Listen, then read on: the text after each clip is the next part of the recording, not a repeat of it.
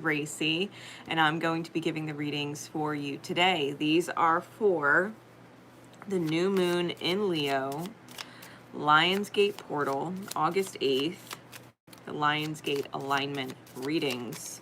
These secret code names were paid for in advance. If you got your secret code name, you know which one is yours.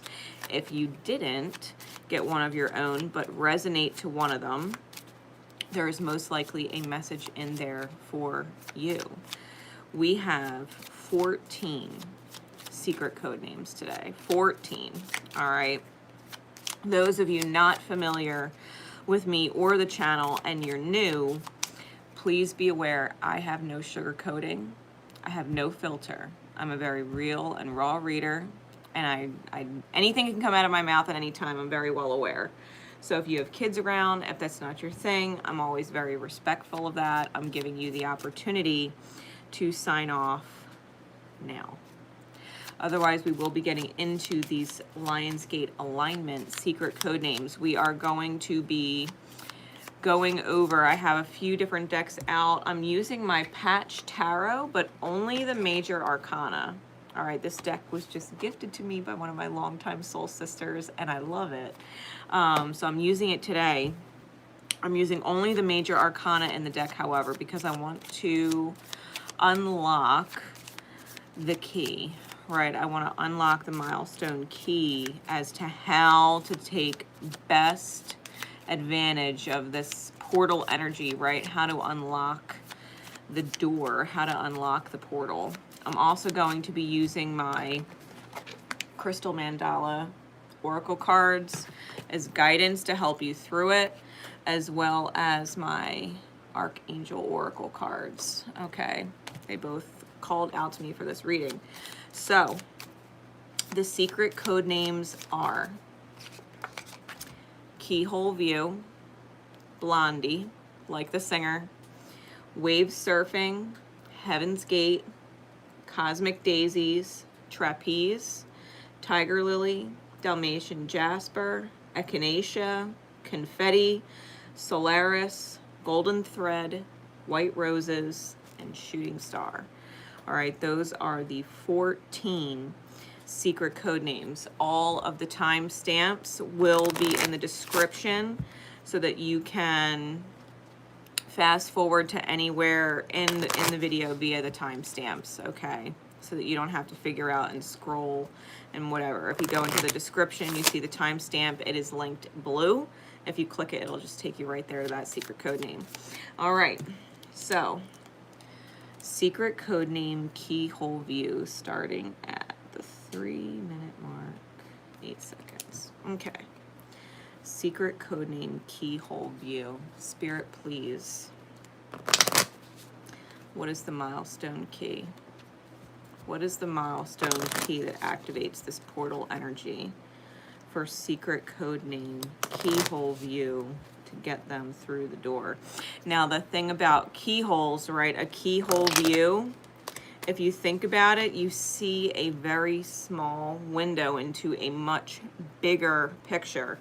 So if your secret code name Keyhole View, understand you're seeing a very small fraction of a much bigger picture, right? And it's not necessarily your perspective or your feelings or whatever that's causing, you know, the this small window that you're not seeing it. You know, I don't want you to feel like you're at fault for not seeing the bigger picture. It's that it hasn't unlocked yet for you to see the complete picture, okay? It has not unlocked yet.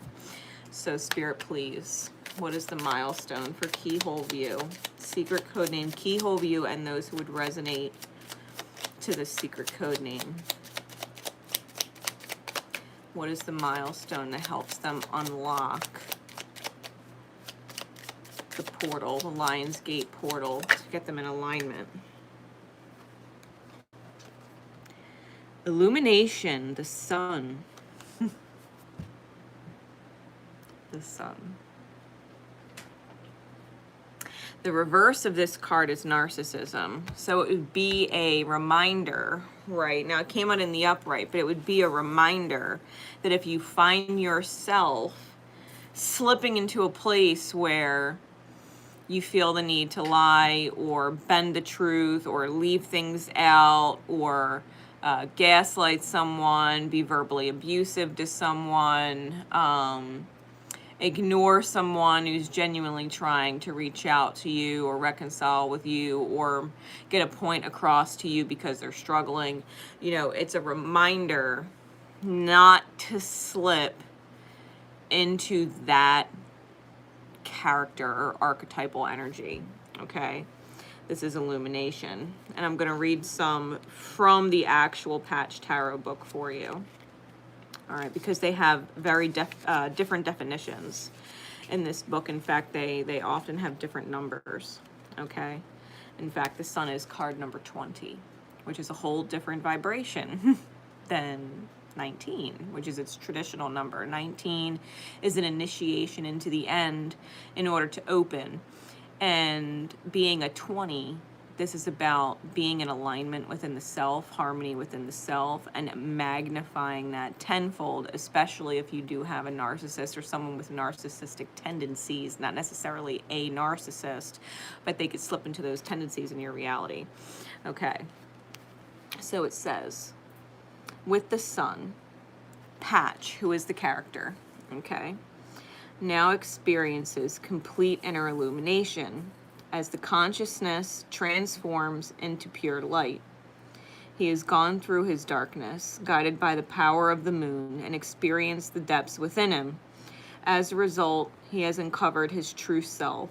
His kundalini has awakened, and he rises in love as the cosmos around him honors him and sings his psalms.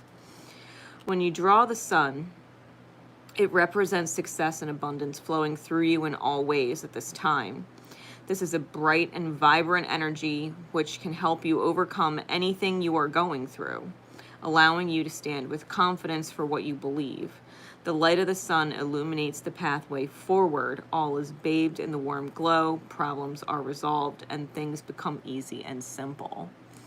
This is essentially, as a key, right, calling you to be in your brightest self. Your ability to have trust in the experience as it is. Your ability to create joy in the moment. Your ability to be confident in the things that you choose for yourself, knowing wholeheartedly they are in alignment with the highest good in the long game picture, right? That you don't see how it's all going to come to a conclusion yet, right? Looking through the keyhole. You don't see the whole entire view, but you're getting a glimpse of it. And so you're trusting, right? Your choices are in alignment with the bigger picture, even if you can't see it all yet. This is about making sure that you're in a vibration of unconditional love and not diving into regret or anger or frustration, or even grief, right? That knowing that everything taking place, regardless of whatever it looks like or whatever feelings it prompts in you, is in the highest good, or it would not be happening that way, right? This is a matter of speaking your truth from a loving place, that the loving truth would trump the hurt truth and the expression of hurt, because to be fair, even though things that hurt us need to be expressed sometimes, because it is the truth, and people cannot continue in such a way where they are, especially if they are narcissistic, they cannot continue in such a way that they would outright be trying to hurt you.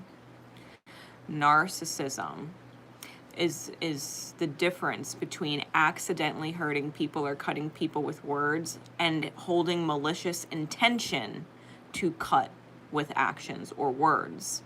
Okay? Narcissists hold the intention with their actions and their words to hurt you outright. It's different. if you don't realize the words coming out of your mouth are hurting someone, okay? The truth is the truth. If the truth hurts others sometimes, it's not about screaming. It's not about getting emotionally upset and unhinged and losing the self.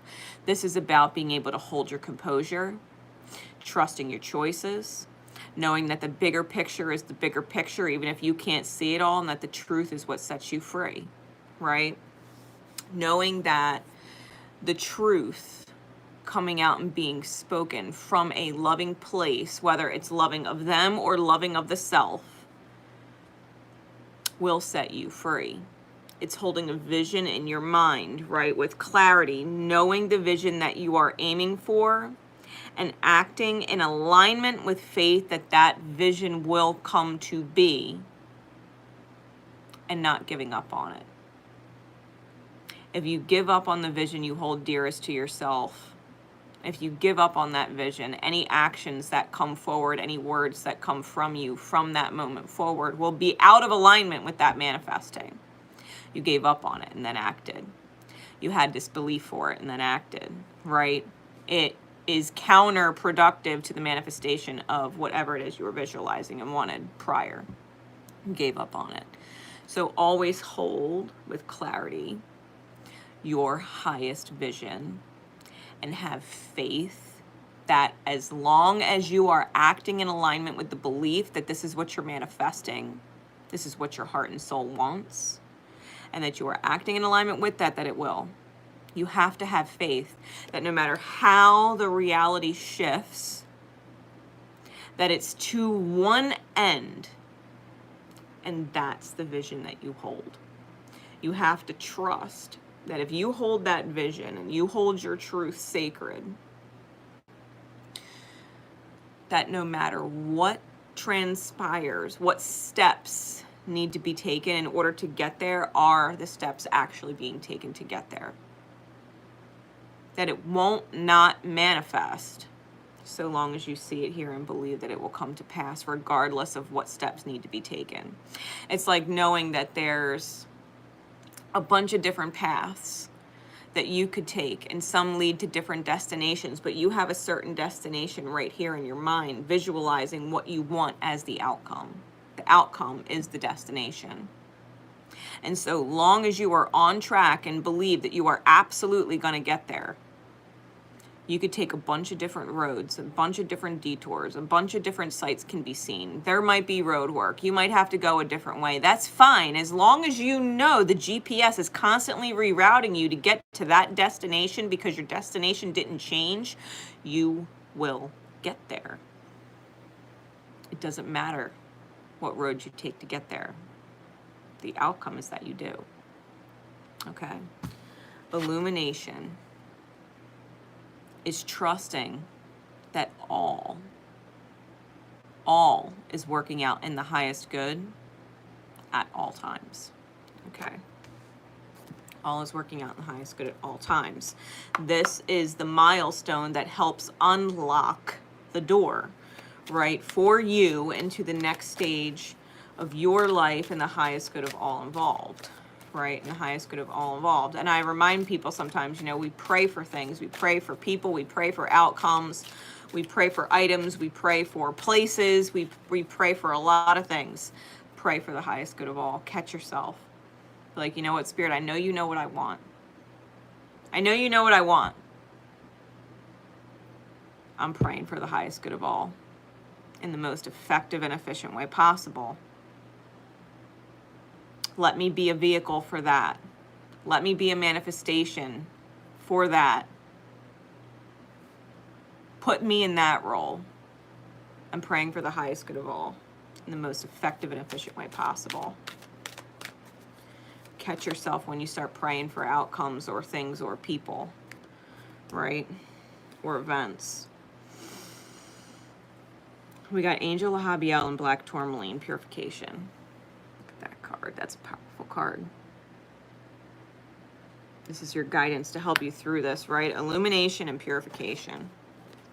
This connects root chakra to crown chakra, colors black and purple, right? Tourmaline, black tourmaline is a root chakra stone. Purification comes through the crown. Card number 14.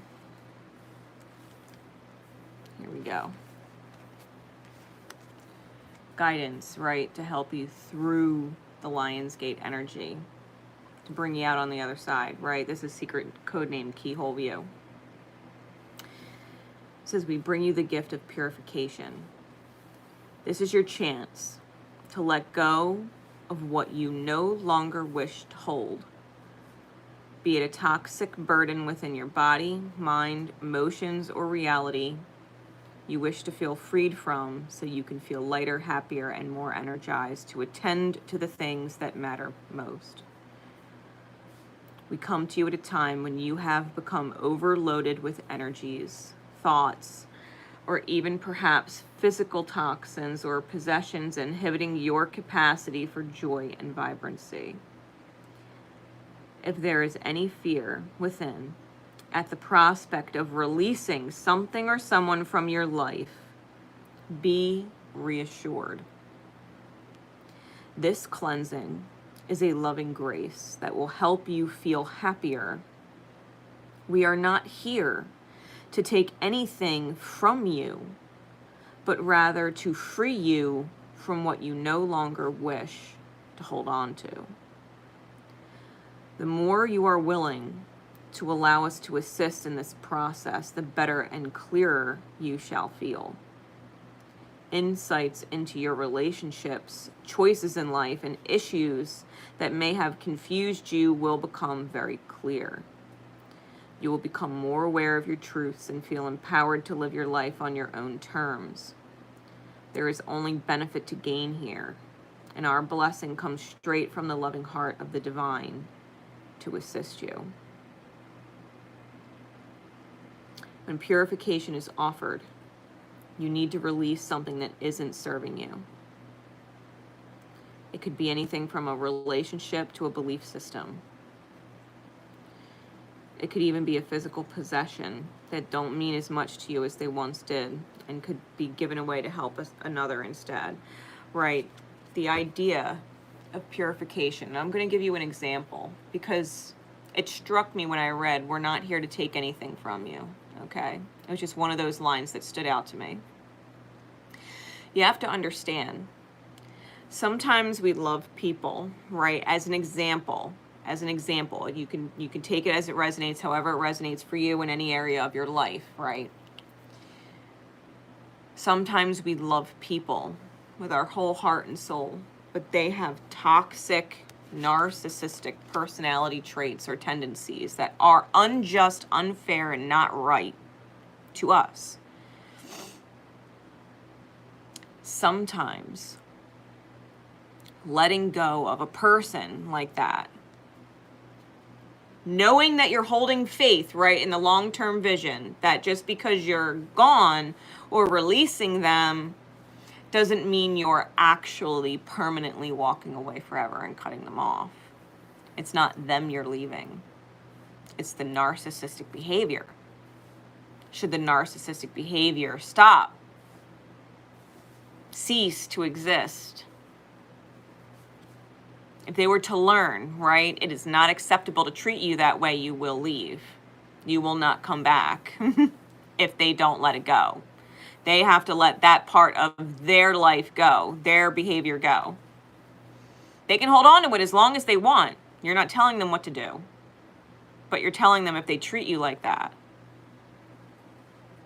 that's not acceptable to you, right? That is the loving truth coming from the self. If you know someone loves you in soul, right? You know someone does. And their behavior or treatment of you is not right. It's okay to let them go until they figure it out. You can love them the entire time. You can remind them that you love them the entire time that you're away, right? That you release them. You can remind them that you love them, but there's no way in hell you're going to put yourself in a situation where you're being energetically bullied, right? Energetically drained. They can't take your peace away. They can't make you feel like you're crazy. Whether they're outright telling you that, lies or bending truths that make you feel like you're crazy, or if just dealing with them and their personality in general makes you fucking crazy. Because we're not crazy people. But there are definitely behaviors in other people that push us to the brink of feeling like we're fucking crazy or we're going to lose our shit. Right? And no one actually likes going there. No one actually likes being pushed to a place where they feel like they're going to lose their shit. Because the fact of the matter is, we don't fucking need you in our reality. We choose who's in our reality, right? This is about being in your brightest light. This is the key, right?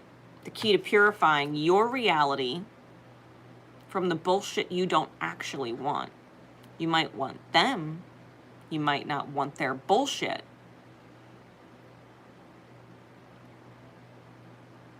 Trust in the long-term vision that you're holding, and that every action you take is in alignment with the vision you hold. Because I promise you, if you love somebody and they're having a hard fucking time and they're slipping into the shadow, right?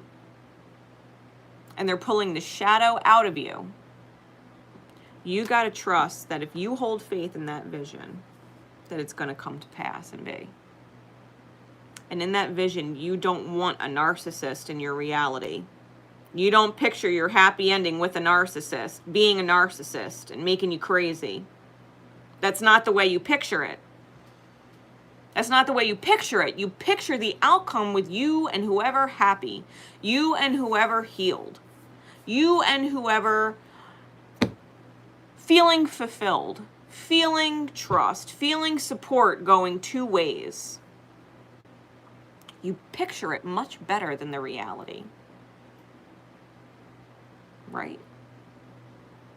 In order to allow the actual vision to come, you have to let the things in the reality go that are not in alignment go, so the actual manifestation that you hold here can come through. Right? What angel is serving you? From our Archangel Oracle cards. Secret code name, Keyhole View. Jeremiah. And Metatron. Archangel Metatron and Indigo and Crystal children. You have a bond with children in particular. You can help children who are sensitive listen to the bigger messages. Everything is happening exactly as it's supposed to with hidden blessings you will soon understand. Special if you have children in your reality. You got to trust it all as well. You got to trust that your prayers are going to be answered. Archangel Jeremiah is literally the archangel that takes your prayers and gives them directly to quote-unquote God. Archangel Jeremiah is here saying, I heard your prayers. We're giving you answers, right? We're giving you answers. We hear your prayers. We're giving you answers. There's children in your reality that are sensitive to the experience, to what is going on. Really, my nose is itching like crazy. That's third eye itching. Listen, there are children in your experience who are super sensitive, empathic, who would benefit greatly from the energetic shift, because if you're struggling in the energy, so are they. And it's your job as the adult in their reality to do for them what they can't do for themselves. They cannot remove themselves from a toxic environment. You can. You can, though. You can remove them from a toxic environment when you remove yourself with them from the toxic environment, right? The toxic energy. You got to understand you have archangels guarding your children. The divine order of things. Trust that all is well. Trust you're not losing anything, that nothing's being taken from you that you don't actually want removed. I hope that helps, because this is how you utilize the Lionsgate portal energy and align, right? And align your reality with your higher being. So I hope that helps. I hope that helps. All right. Secret code name Blondie. 25. Secret code name Blondie. All right, Spirit. What is the milestone that helped them unlock this Lionsgate portal energy? What is the Lionsgate alignment for them? What milestone energy do they need to be made aware of in order to unlock this portal energy, right? Best utilize this Lionsgate energy. The Devil, desire versus addiction. Desire versus addiction. Okay. This is the Patch Tarot. I'm actually going to read some from this book for you so that you understand the definitions in this book. The Death card, or the Devil card, forgive me, is actually card number 16 in this deck, which is a little bit different than traditional tarot where it's the 15, right? This is the 16. This is an initiation into unconditional love via divine intervention, right? And miracle. Those things are of our choosing. Initiation and unconditional love as a means of divine intervention come as our choosing. So it says, the Devil holds out his hands, presenting a large pile of glittering gold coins to which spill into the abyss. Behind him are two individuals seemingly trapped, yet their entrapments are large enough to slip out of should they desire to. Above the Devil, the flower of duality appears. Beneath him, countless souls plummet through the torments of their desires. The Devil speaks to our temptations and the raw potential of creating any experience that we want without reservation or judgment. Upon the appearance of the Devil, you are invited to observe the personality enticing temptations in your life. However, instead of seeing these temptations as a bad thing, ask yourself this question: which temptations will support my growth and which will stunt my growth? What do you genuinely desire, both in spirit and ego? You must be mindful that all things in life are tempting in some capacity, and the Devil simply brings awareness to what spiritual and physical pursuits you are following at this time. The key about the Devil is knowing what is a desire and what encompasses all your desires. Because to be fair, we might need to go get laid. We might need to go get laid. But going out and getting laid by someone who isn't soul-fulfilling, who we're not actually attracted to, doesn't actually make us feel good at the end of the day. So do you want to get laid? Or do you want to get laid by someone who's also soul-fulfilling? And if you want to get laid by someone who is soul-fulfilling, what steps do you need to take in order to make that happen? It's understanding what the desire is and what is actually prompting you as a next step. Because you can stay stuck in here. You can stay stuck in a 3D manifestation. Or you can incorporate your higher manifestation. The divine intervention that we choose, the initiation into unconditional love of the self and others. The Devil can be extremely selfish and not give a fuck, because the Devil, like it said, can manifest anything. Anything you want without fear of judgment. The Devil doesn't give a shit. In its shadow, it doesn't give a shit. It'll manifest any experience it wants. If it wants to fuck someone over because it gets something out of it, it will, and it doesn't care. That's the shadow of the devil. The light, the actual light of the devil card with this Capricornian energy, right? The Saturnian energy that it's intrinsically connected to, is that you can actually choose to align yourself and your desires with soul. And the devil will equally manifest that which is in alignment of your soul. You tell the devil's energy what you want to manifest. Do you settle for less? Or do you tell it outright, I will not settle for less than the best, motherfucker. I will not settle for less. I want this desire, this desire, this desire, this desire, and this desire all fucking met. And they have to all be met, or I don't fucking want it. I don't fucking want it. So you can tempt me and entice me with this desire being filled and that desire being filled, but unless they're all coming in the same fucking package, no thanks. Pass. Pass. Yeah, I want this desire. Yeah, I want money, but I don't want to deal with this fucking person anymore in order to get it.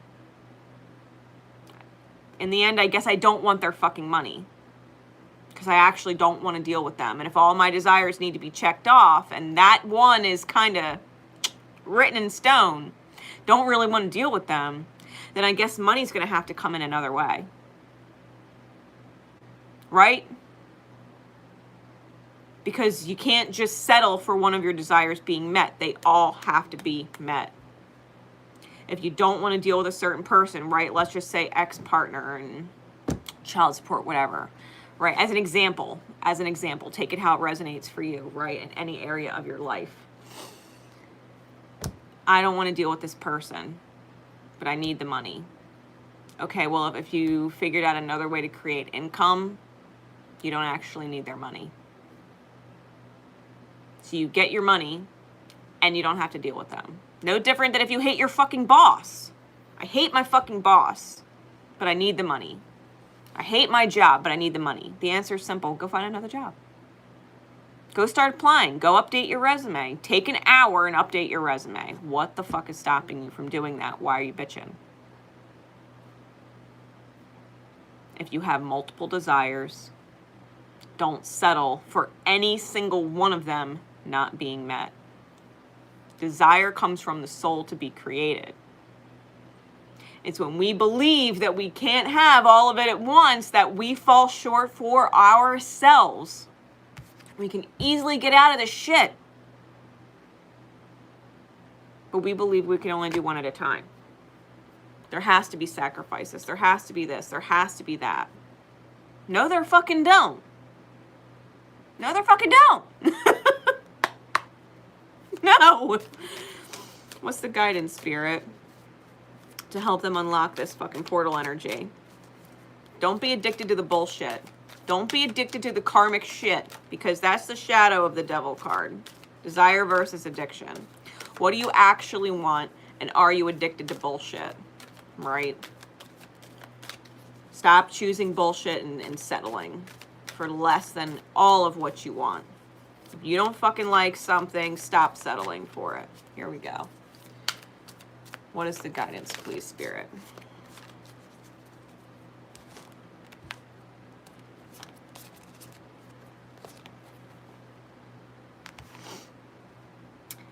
Ascended Master, Lady Nada, and Rhodochrosite.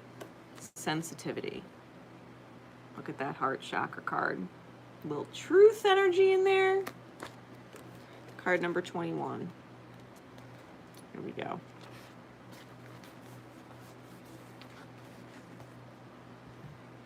It says, we bring you the blessing of sensitivity. Being sensitive in this world can be tough sometimes. Yet your sensitivity is essential if you are to consciously feel and work with subtle energy. Receiving and sending telepathic transmission, feeling and releasing energetic cords, tingling with exquisite blessings of divine love, sensing the whispers of divine grace, and seeing the luminous sparkling particles of life force dancing wildly, and the beauty of the shimmering auric fields in dazzling and colorful display. To be given the gift of sensitivity, to perceive the energetic world, is like being invited to the most special and extraordinary exhibit of sacred art. You may have struggled with your sensitivity, found it difficult to bear during times of emotional suffering. Yet you have a great gift, and it will bring you so much joy. If you are learning to develop your sensitivity, we will help you so you can feel uplifted as you witness the energetic beauty of creation. The world of energy is very real, and its effects on all people, even those that cannot consciously perceive it, is also very real. You're learning, right? It says the universe loves you and knows you do not want to be afraid to see the diverse and fascinating world of energy. If you can get through this, the guidance to help you do it is to let your gifts shine. Sensitivity does not mean emotionally sensitive. Sensitivity is about energetically being sensitive. Yes, empathy is a factor in that, being empathic. But it is also telepathic. It is also visually auric, right? Like I've been seeing auras since I was 6. Colors of lights around people. You have certain gifts that you can use and utilize and tap into. Understand what is your energy and what isn't. If you don't want to deal with somebody and their energy makes your skin crawl, they hate being themselves. Being them makes their skin crawl. It's not your energy that you're feeling, it's their energy about themselves. Think about that. And if you can understand that, wow, this person must hate being themselves internally. They might never express that on the outer because people put up walls, they wear armor, they shield themselves.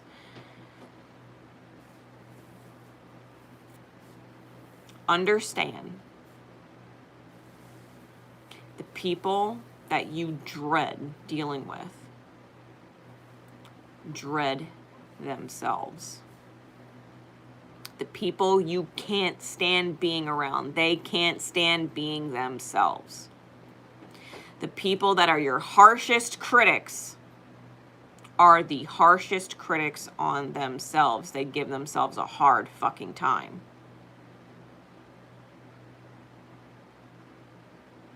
Use your gifts, utilize your gifts, practice your gifts, right? Practice your gifts. If you're hanging out with family or you're hanging out with friends, focus on the area outside of their body. Can you see their aura? Can you see the color of the room? Because rooms hold energy. I've definitely been in places where everything and everyone inside the room was glowing a shared color. Do you feel people when they aren't around? Do you smell things and you have no reason why you're smelling them? Like God knows, there were times where I literally smelt like IHOP pancakes straight up and was like, who's there? And it was Tanya. She's like, I literally just left IHOP. I was like, that's crazy because I smelled their pancake syrup like clear as day. Utilize your gifts. Spirit's asking you to tune in. Recognize them for what they are, right? They're trying to help you. If you understand synchronicities, and it's a divine language. Think about that. Seeing different synchronicities, numbers, animal spirits, different signs and symbols, like you keep finding feathers, or you keep crossing rainbows, or you keep thinking about a 4-leaf clover. Like look up the actual divine message behind that synchronicity. It's a divine language. Not everybody is aware that it's being spoken to them all the time in their reality. It's a gift. It's a gift to see it and recognize it for what it is. So do that. Look it up. Get really fresh on your divine language. What angel, please, spirit is coming through for you? Blondie. Trust what you're feeling. Trust what you're feeling and sensing. Trust your fucking gifts. Trust your fucking gifts. Compassion. Archangel Zadkiel. I was wearing his necklace all day. I took it off to nap. Archangel Zadkiel is the archangel of righteousness. He is the righteousness of God. Zadkiel is the one that when Isaac was getting ready to sacrifice his son, Isaac thought that's what he needed to do to please God, to sacrifice his son. And as he was about to literally sacrifice and murder his son, Zadkiel came to him and said, is this what you really think God wants? Does this sit right with you? And Isaac broke down. No, it doesn't. No, I don't want to kill my son. But God would be displeased.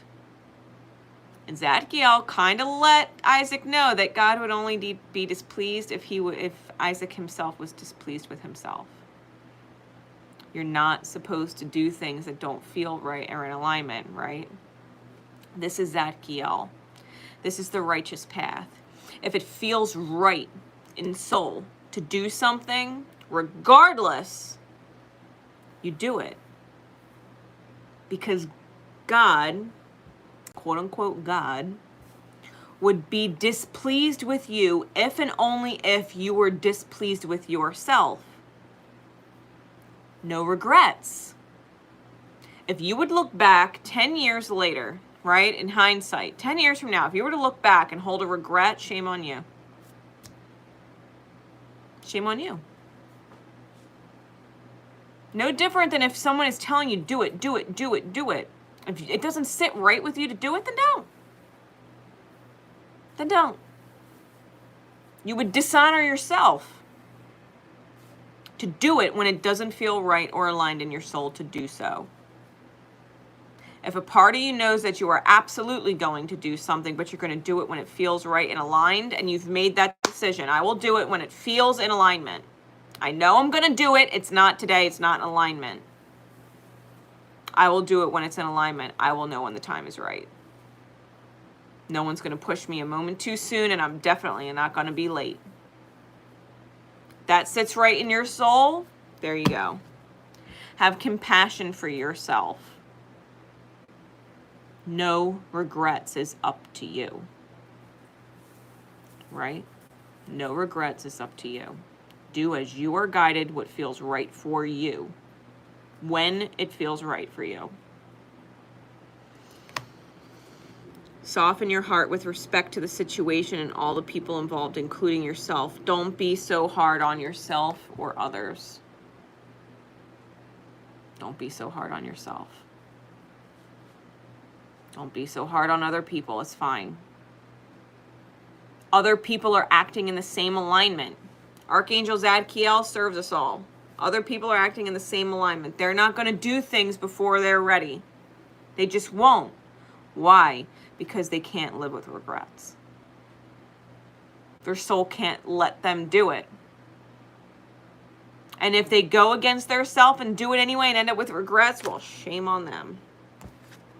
Shame on them. We wouldn't want to wish that on anybody.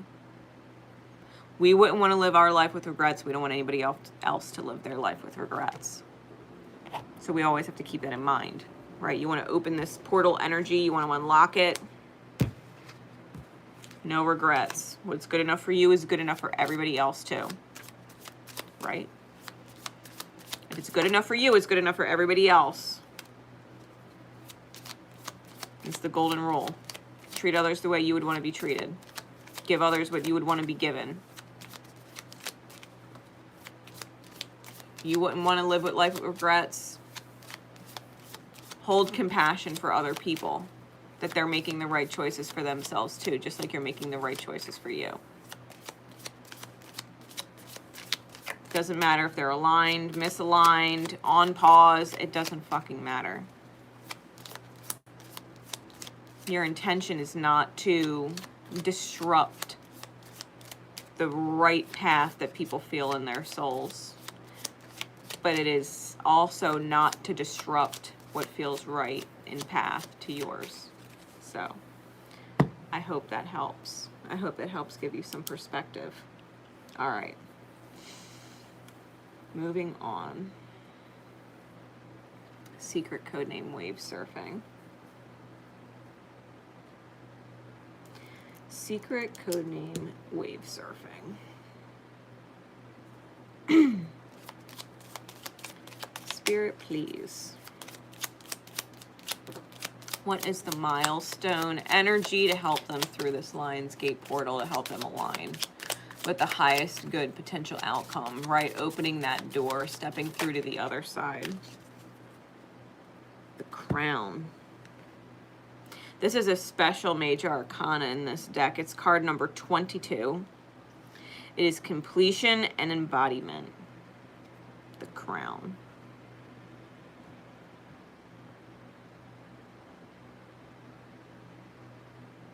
That's an awesome card. Patch Tarot is such a pretty deck. I'm going to read it for you. Card number 22. The Crown.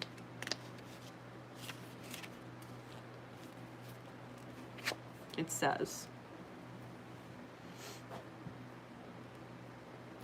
upon emerging on the other side of the portal, Patch experiences new transcended state of consciousness. He thought in the beginning that he could detach himself from his body and be a free spirit. But as he completes his journey, he realizes that spirit and body are one, and he is the supreme creator of his reality. His crown chakra is now fully opened. He looks out over the horizon with a feeling of familiarity, realizing he is back where he began his journey long ago, and then takes a step off of this new cosmic cliff. When you draw the crown, it describes the grand and harmonious completion and resolution to a cycle in your life and the beginning of a bold new adventure from a new way of thinking. It most often signifies ideas such as everything coming together at long last. This card could even signify traveling to new places, both inside yourself and out in the world, as above and so below. In the most cosmic and esoteric sense, the crown represents the ability to take control of your destiny, embodying all that you truly are, and actively creating your reality with greater spiritual understanding and enlightenment. Which is crazy, because when I picked your secret codename, I literally saw a little teeny figure of a person riding a huge wave, right? Surfing a huge wave, and I felt going with an extreme amount of flow.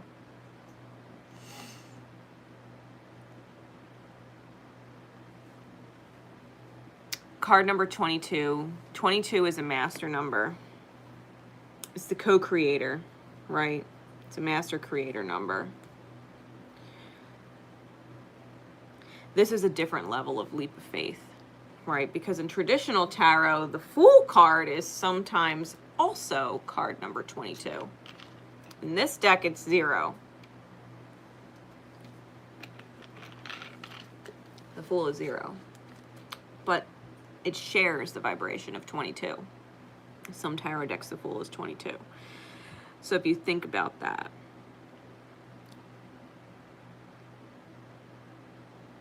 I really do feel like there's a huge shift within the self when it comes to the idea of what flow really is. Flow is about understanding divine desire to create a certain reality and letting the choices flow through you and saying yes to them without excuse. If they feel in alignment, why make excuses not to do them? Well, I can't. I have this obligation. I have that obligation. Okay, but how can you free yourself of those obligations? Why not? Why not? Are there not steps that would need to be taken? Yeah, but it's so many steps. Yeah, but all the steps can be taken. What are you staying stuck for? If something wants to flow, it's meant to. If it's a desire that you hold that's meant to flow and be created and brought into form, why are you standing in its way? It's like damming a river. The river just wants to flow to the ocean. Why are you creating the dam? Why are you stopping the flow? What is it? Because the shadow of this card is unfulfillment. You got to let the prospect of unfulfillment go. The familiarity with unfulfillment go. Why are you used to being unfulfilled? Why are you expecting it? Why are you expecting unfulfillment? The universe is getting you to this vibration of completion and embodiment. You've got to complete the cycle of feeling unfulfilled and learn that lesson. Unfulfillment is a choice. Unfulfillment is a choice. God knows I could have never quit my corporate job and started my own fucking business if I didn't want to be fulfilled. If I accepted unfulfillment, I would have stayed at my corporate job and never would have started my own business. Because that shit was unfulfilling. Here.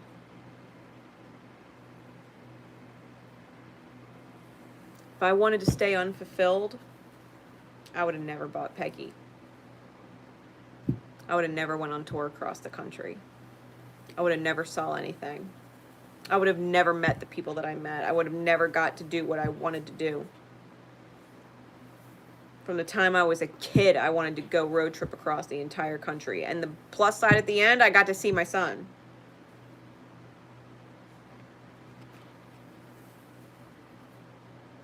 Because it was unfulfilling not to be around him. It was unfulfilling. So what is it that is unfulfilling that you have accepted? No excuses. No excuses. That's how you unlock this portal energy. No fucking excuses. No excuses. All right. What is the guidance, please, Spirit? Secret code name, Wave Surfing.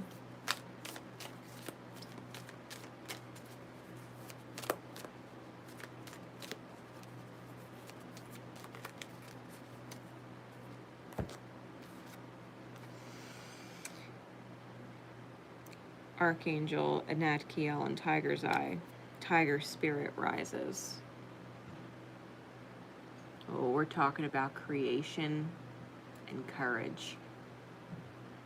Tiger's Eye is a sacral chakra, solar plexus chakra stone. The courage to create.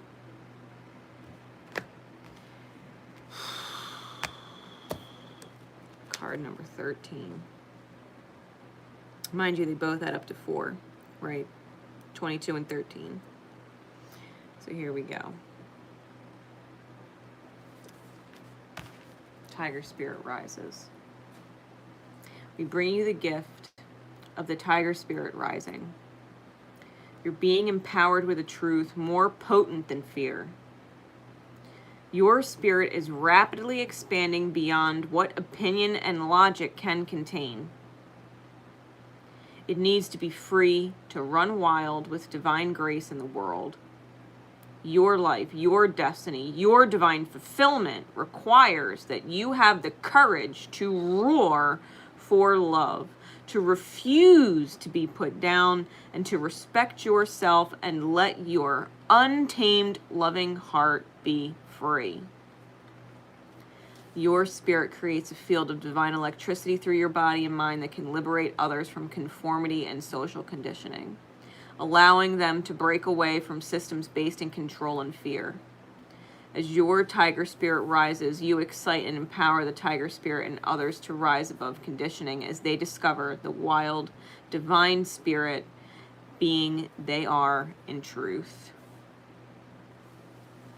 The divine is loving, tender, and merciful. It is compassion, wisdom, and peace. It is also wild. This means that it is what it is, natural and free, with an instinct towards growth, and it will not always make sense to the logical mind. You know, I had put up a post once, and it keeps coming up as of late, and it was crazy because I posted it years ago. The last logical thought I had was how logical it is to think illogically. The last logical thought I had was how logical it is to think illogically. It doesn't have to make fucking sense. It does have to flow and feel in alignment with the soul. If the soul gets excited at the idea of it, I'm sorry, is that not an answer? The soul got excited at the idea of it, and then the mind started creeping in doubt, and the mind started making excuses, and the mind started giving a list of reasons why it can never happen. Fuck all of that. Your soul got excited at the idea of something. Make it fucking happen. Take a vacation. Go travel somewhere different. Go move somewhere new. Break the fuck out of your shell. Surf the waves. Fucking go. Go. The hell you waiting for? Well, what is it, winter where you are? You can't go surfing down the beach, it's too fucking cold? Well, why don't you go take a vacation to somewhere where it's summer?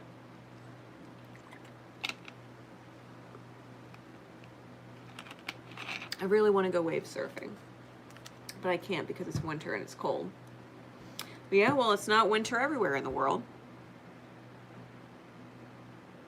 I heard airline flights are real cheap right now.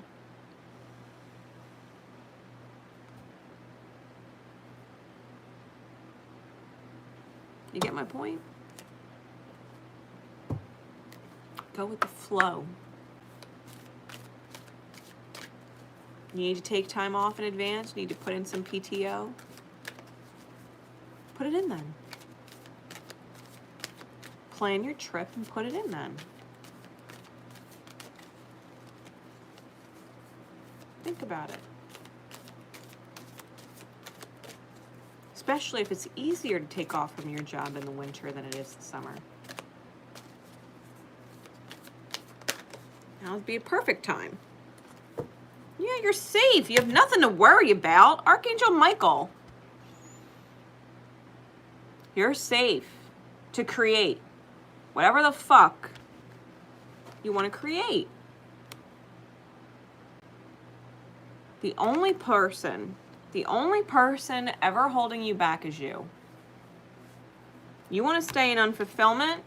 Be my guest. You're not hurting me. You're the one unfulfilled. You know what I mean? No one's keeping you there. No one's keeping you in that energy but you. 99% is not 100. You could be fulfilled in every area of your life but one. Is that acceptable? Is that acceptable? Archangel Michael, I am protecting you against lower energies and guarding you, your loved ones, and your home. Everybody's safe. You're allowed to create whatever fear you're holding on to, let it go. I hope that helps. I hope that helps. All right. Secret code name. Heaven's Gate.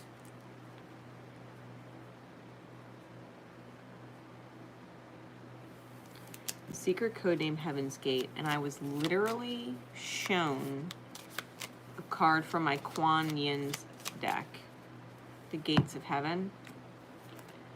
So I pulled it out specifically for you, and I'm going to read it real quick before I even get into the rest of the cards. This was the card that I was shown. Okay. It says, all beings have an ultimate spiritual destiny of happiness and freedom. Beloved Kuan Yin shines tireless compassion upon all life to this end.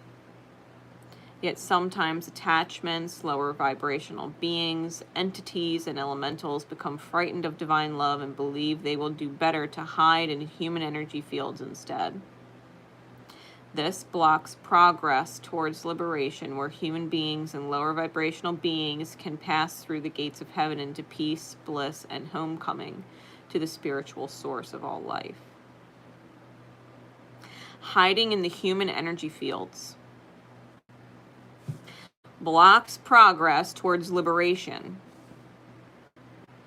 The liberation where human beings and lower vibrational beings can pass through the gates of heaven into peace, bliss, and the homecoming of the spiritual source of all that is life. Sometimes we need to help beings find their way to the light, and they can get attached to earthly energies, people, places, or things, like trying to enter the forbidden city and attempt to reside where they should not, within the light of the human energy field, rather than progressing spiritually on their journey through the gates of heaven into higher consciousness of bliss. Sometimes this happens because although the journey can occur, to the consciousness of the lower vibrational being, it doesn't seem possible.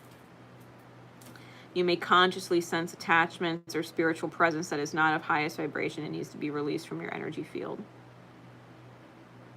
You may also feel angry, tired, depleted, or just not yourself sometimes, and this is a sign of this. This may be because of old energies that you need to release that do not belong to you, or even from energetic influences that are not a natural part of your own energy field and need to be released for the greater good of all involved.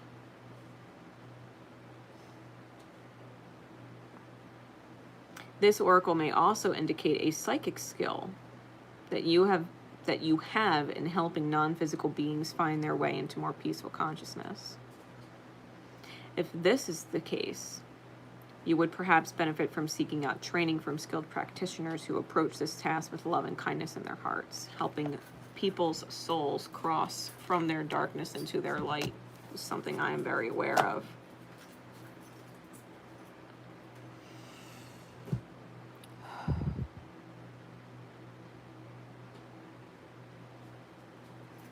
Whoever it is in your reality, right? Whatever it is in your reality that you or others are attached to,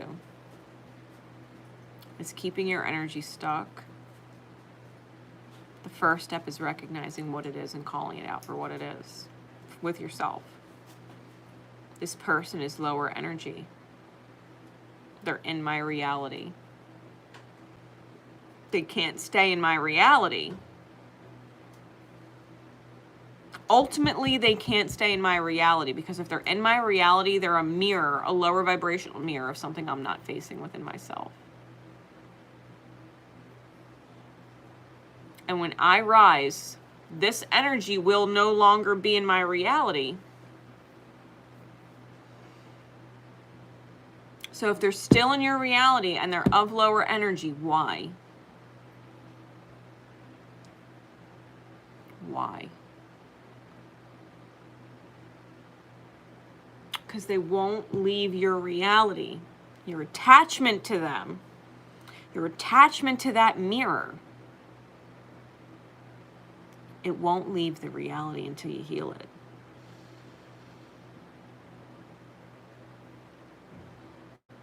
What lower energy belief are you attached to that keeps them in your mirror?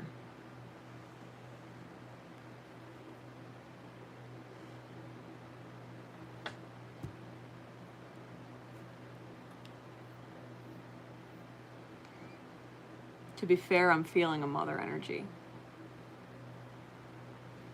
I don't know whose secret code names are whose. I wrote a list separate. I don't know whose code names are whose, but this is secret code name Heaven's Gate.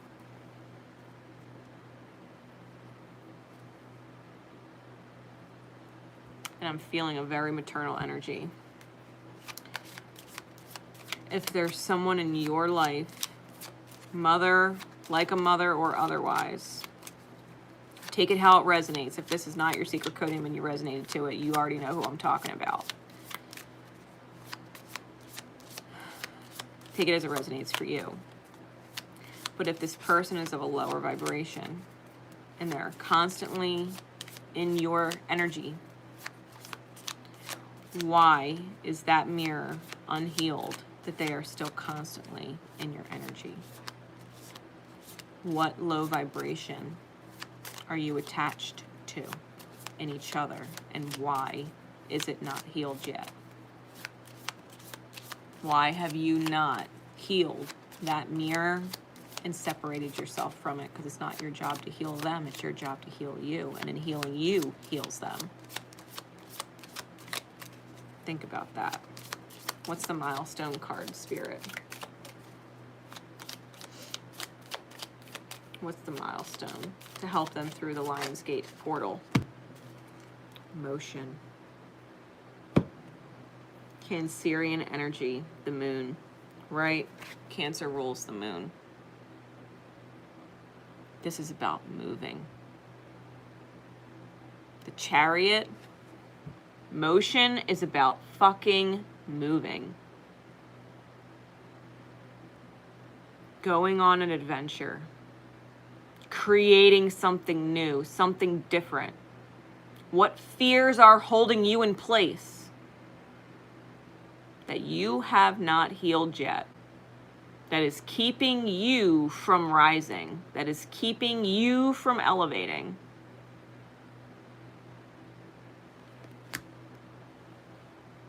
The opposite of this energy is tension.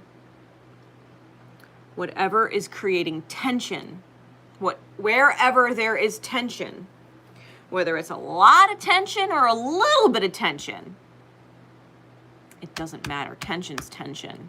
And that is what has to be resolved. Absolved.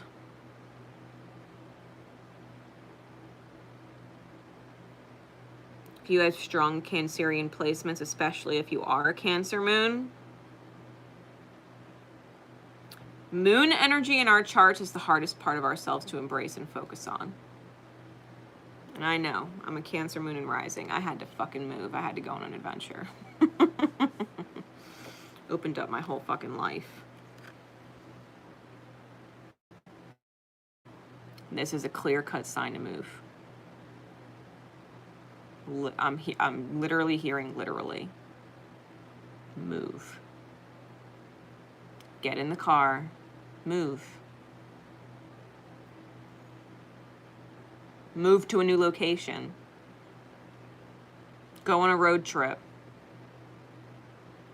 I'm literally hearing like moving. Move. Get a move on, right? Move.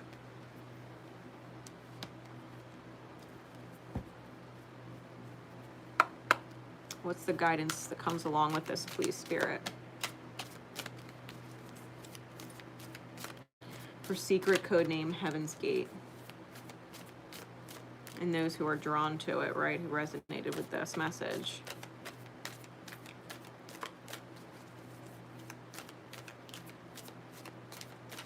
They're saying like Heaven's Gate, you can't actually move forward.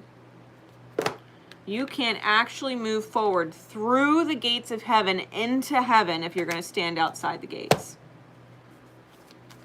You got to move. You got to cross the threshold.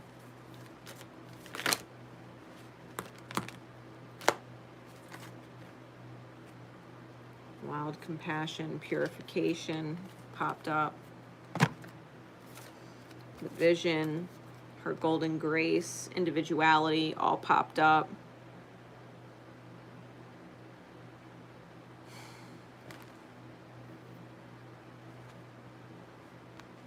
You got to understand the greatest vision you have for yourself, your individuality is imperative. It's imperative. I'm going to read the vision because it's also card number 8. To be fair, we've got card number 38 here too. Her Golden Grace is card number 38. The other 2 cards, wow, we've got 3 5s. We've got 14 with Purification. Wild Compassion is card number 32, and then card number 5. 5 5 5, like that's about shift, shift, shift. Momentum, momentum, momentum. Movement. It's the new number of movement.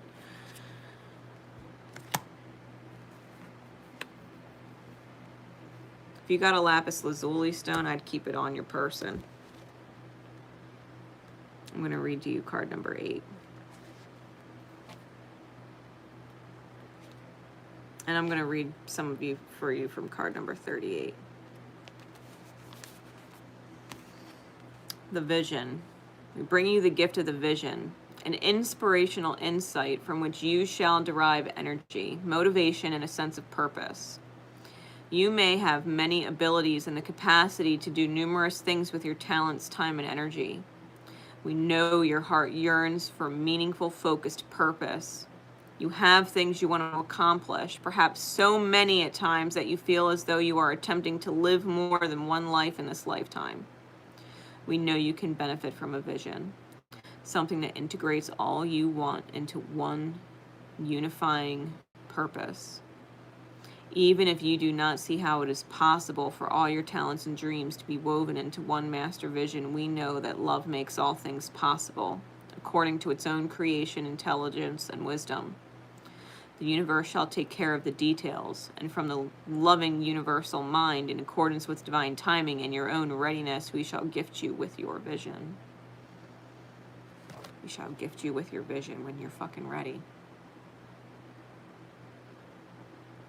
You decide when you're ready. Divine timing is divine alignment, and divine alignment is when we fucking choose it.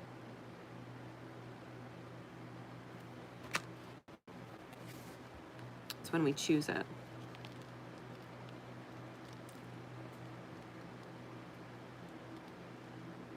The divine will tell you whatever you're afraid of, you have nothing to fear. You have nothing to fear. Fear is an illusion, and if it's holding you in place, what the fuck are you doing? Goddess Lakshmi.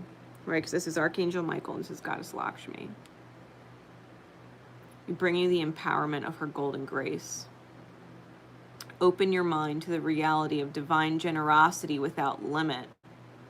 Open your heart to feel worthy of love. The generous golden grace of the divine feminine has its own way of accomplishing its purpose to uplift, heal, and inspire the hearts of humanity. Where there is fear, which prevents a soul from being open and allowing life to happen, the Divine Mother may respond by wrenching whatever is obstructing the flow of love out of the way. Sometimes the hardest path is what will truly free a soul from needing to repeat a pattern. Don't let fear convince you that if you receive, another must go without. Open in trust to receive more from the Golden Mother without condition. This is about your self-worth. This is about your unique journey and the fact that you're stunting yourself and standing outside the golden fucking gates, praying to get in, wanting the blessings, wanting the bliss, wanting the love, wanting the joy, wanting the fulfillment, wanting the outcome, but not doing what's required of you to actually step through it. Whatever your greatest fear is, you got to overcome that shit. You got to overcome that shit. 99% is not 100. Whatever you're afraid of, that's what has to be faced head on. That's what has to be faced head on. Like, you got to say, Spirit, challenge accepted. I'm not going to live a life in fear. Not a moment. I'm going to go for the ultimate fucking heaven's bliss. I want it. Yeah, Archangel Michael, again, you are safe. You're safe. You're safe. You're safe. You're angelically protected. You're safe. You have nothing to worry about. You have nothing to be afraid of. I'm protecting you against these lower energies, right? I'm protecting you against lower energies and guarding you, your loved ones, and your home. Fucking do it. Get a move on. Go on an adventure. Get in your car and fucking travel. Go see some shit. Hell, come and visit me. Seriously, secret code name Heaven's Gate.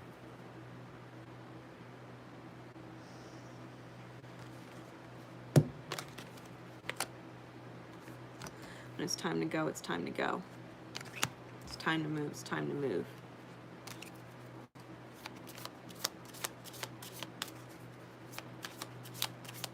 You know, sometimes the more we try and make a place feel like home, the more we embed ourselves in it and make it ours, and our energy is all over the place. Sometimes the more it feels like it's anything but home.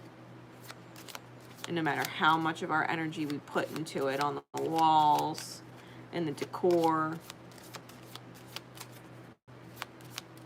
it feels less and less like home the more we try and make it feel like home.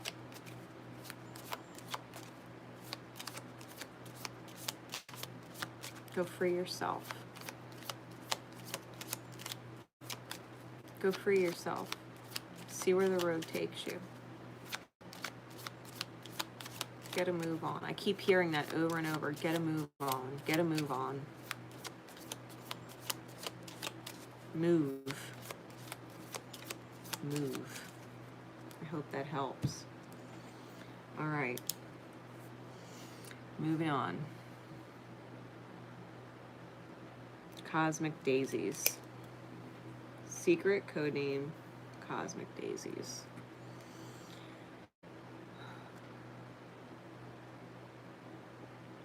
All right, Spirit, what's going to help them through the portal? The Lionsgate energy, right? Getting them in alignment with the portal. Opening the fucking portal. What is the milestone? What is the milestone they have to address? The moon. Introspection versus lunacy.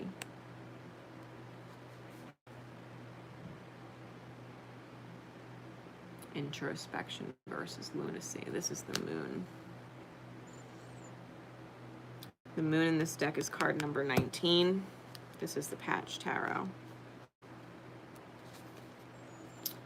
The moon says, because this is the initiation into the closure, right? Number 19 is the initiation into the closure in order to start anew. The moon illuminates a pathway before Patch, which he looks upon with trepidation. On either side of this narrow pathway, two different embodiments of Anubis stand over him, waiting to see what he will do. Two jackals also stand by, wondering if they will have a meal. In the distance, the full moon appears as the destination, and above it, the scarab provokes the lunar gaze. The presence of the moon is a call to explore the deeper aspects of your subconscious mind and a need for illumination on your shadow self in every sense of the word. There may be experiences in your past which you wish to ignore, refuse to observe, or even deny. Steps that must be taken to resolve these traumas. If you stray from the path, your own darkness will consume you, and you will be lost in the anarchy of your mind and emotions.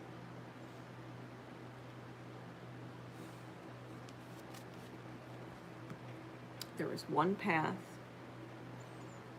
and one way alone through it. The only way beyond the darkness is forward. The moon addresses childhood wounds, deep fears. Fears of being hurt, fears of being vulnerable, fears of taking down your walls, fears of apologizing, fears of making a mistake, fears of owning a mistake. Fears, afraid of being loved, afraid of being loving.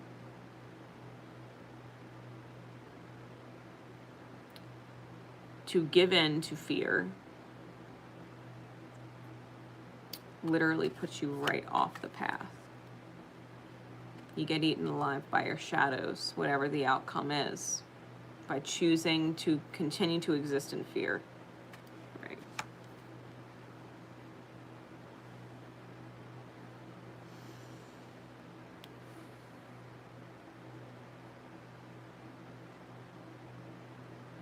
You should look up Anubis as a guardian, what Anubis is and represents. Because it's asking you to be in divine alignment. Divine alignment means you can't bring fear with you.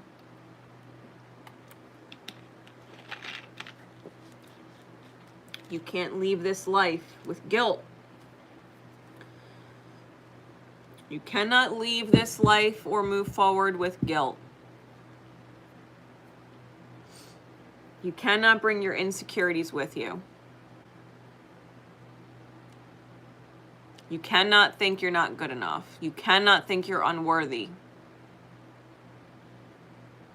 This is the initiation of the closure of these things. You can't leave this life feeling angry at someone. You can't leave this life not forgiving. You can't leave this life resenting. You can't leave this life with hate in your heart. You can't leave this life lying to yourself.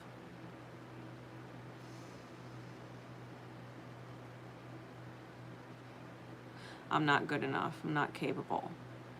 It's not possible. They're lies. They're lies inside the mind.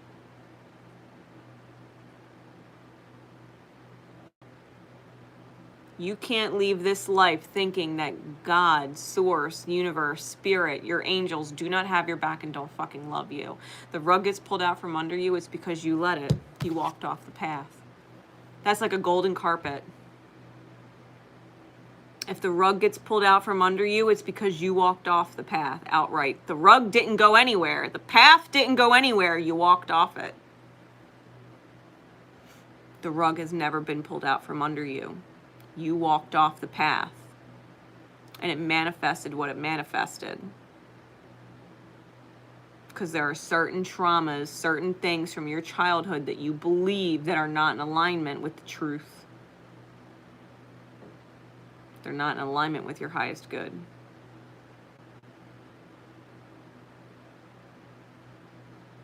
You've got to get clear on what you deserve. What you can create, what you are capable of manifesting. And you've got to have some fucking faith. You've got to have some compassion for yourself. That you're not going to walk off the rug. This is about going in. Because the adverse of the moon being lunacy, it's fucking crazy. Believing the same beliefs and doing the same thing over and over again, expecting a different result, is crazy. Doing the same thing over and over again, expecting different results, is crazy. That's insanity. It's lunacy. How can you have the same faulty belief and allow it to dictate your actions the same every single time and expect a different result? The rug keeps getting pulled out from under you. No, you're manifesting bullshit. .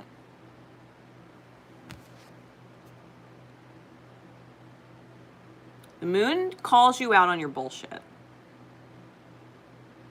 Where are you bullshitting yourself?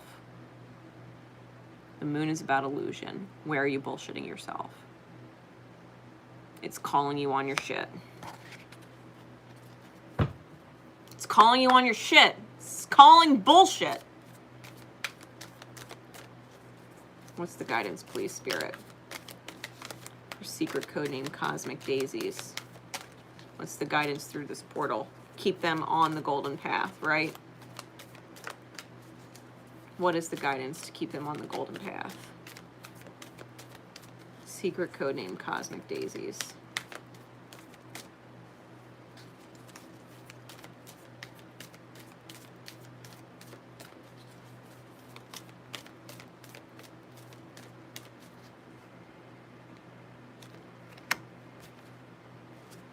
Sacred ecosystem.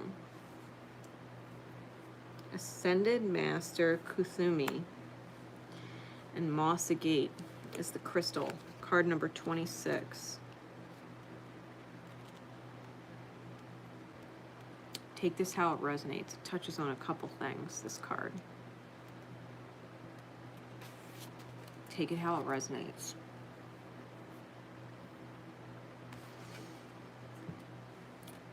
We bring you the blessing of the sacred ecosystem. This is a gift of conscious connection, supportive relationship, and magnetism, which tracks you to the souls in need of your light. Where you once may have felt as though you were not in the right place, this blessing shall now rectify that. You are meant to belong and contribute freely to your true soul community. You are destined to feel as though you have found your way home and can attract and be attracted to those that support you and benefit from your support too. As you let go of past rejection, of the belief you have to accomplish your divine mission on your own, or fight to have your place in the world, you will allow the power of sacred ecosystem to transform your life. Your life purpose shall flourish, and your experience of conscious connection with the world around you will heal your heart and soothe your soul. This is about understanding that you keep connecting yourself with the wrong people or giving your love to the wrong people. Quote unquote wrong. People that don't actually appreciate or reciprocate. Are you a fucking doormat?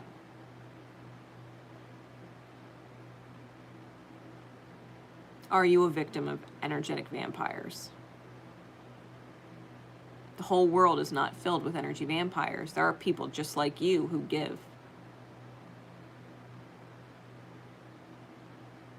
Why not give to the people who deserve your energy, who fill your energy back up for giving to them? This is about connecting with other souls like you. Not souls that need souls like you, but souls who are souls like you. There is an exquisite intelligence to divine design, a way for every aspect of every being to be made to serve the great plan of love. There is a story of a cracked pot, which was used to carry water from the fountain to the master's table. And because of the crack, it leaked water along the pathway, arriving at the master's house only partially full, whilst another pot without a crack was able to hold its full complement of water for the household. The cracked pot wondered if it was a not good enough pot. One day, the water carrier felt compassion for the cracked pot and asked why it seemed sad. When the water carrier realized the pot felt that its flaws were bad, especially compared to the undamaged, perfect pot, he asked the cracked pot to look down on the pathway where it leaked water each day. "What do you see?" asked the water carrier of the cracked pot. "I see flowers," replied the cracked pot. "Yes, that is right," the water carrier said. "Those flowers have sprouted along the path because you have been watering them. Each day, they become an offering of beauty and grace upon the master's table." The cracked pot felt very happy to hear this and realized that what it thought was imperfection was actually just a beautiful way to serve.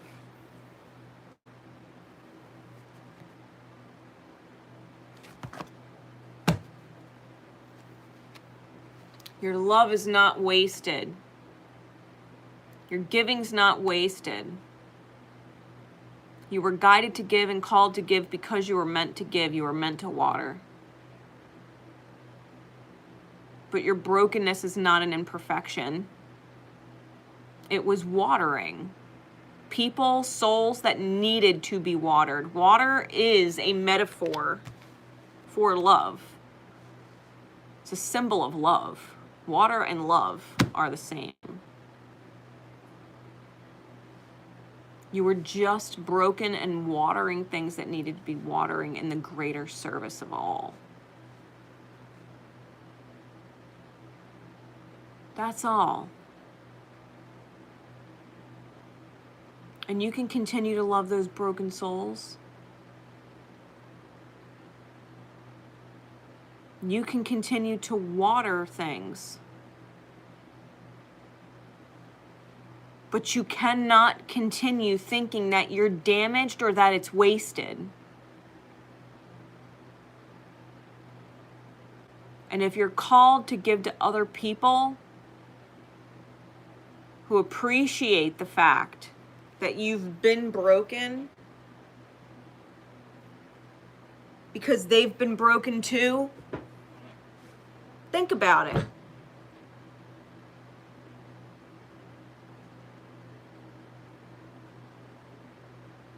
Find other people like you who are broken and watering things, not even realizing it.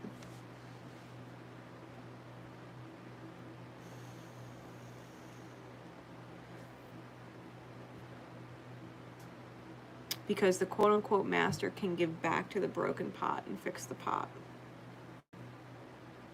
But whatever the broken pot gives to the earth and waters the flowers, nothing's going to be returned from the flowers to the pot that would help the pot become fixed or healed.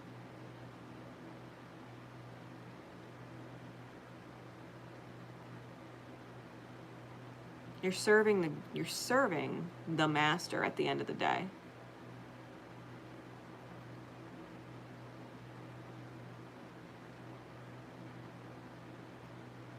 Your higher self is the master. Your higher self, God, source, creator, universe. Universe, I'm glad I got to water the flowers. I'm glad you've got to enjoy watching them grow. But I'd like to be healed now. It's like that story of Japanese pottery, right? When Japanese pottery gets chipped or cracked, they fill it with gold. Say, hey, master. Hey, higher self, spirit, universe. I'm glad I got to water the flowers. But that's not my actual purpose. My actual purpose as a pot is to carry water to your table. And I want to be of best service to you in my purpose. If you wanted me to water the flowers, you would have made me a hose. But you didn't. You made me a pot to carry water to your table. I'd like to fill my true purpose now.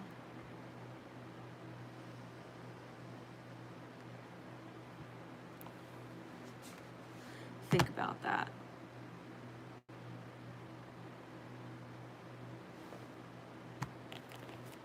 What angel is serving you? And with what message do they bring?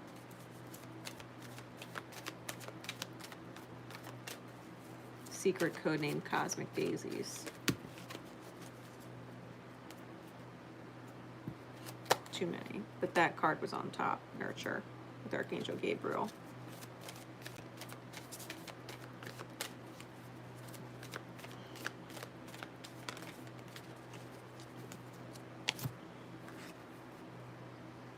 Archangel Azrael, comfort. I am with you in your time of need, helping your heart to heal. Better is coming. You won, even if it doesn't feel like it. Archangel Azrael is the archangel of death and transformation, who brings you comfort in times of transition, when the old self dies, to be born into the new self. Your old way of being, broken, served for a time, but it's not serving you anymore. It's time for your repair. It's time for your repair. It's time for you to fulfill the purpose. Let the hose the master has water the flowers. If he wants flowers, it's not your job. Your job is to carry water. To be filled up by the environment that you're in.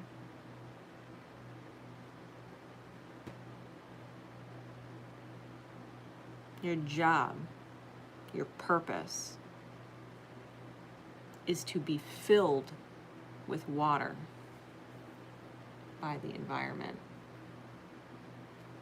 so that you can take that water and give it to who you're meant to give it to.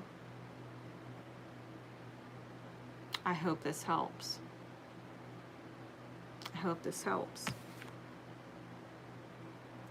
Call in Archangel Azrael and thank them. Thank them for helping you transition and change. Thank them for helping your broken self become healed so that you can be true to purpose.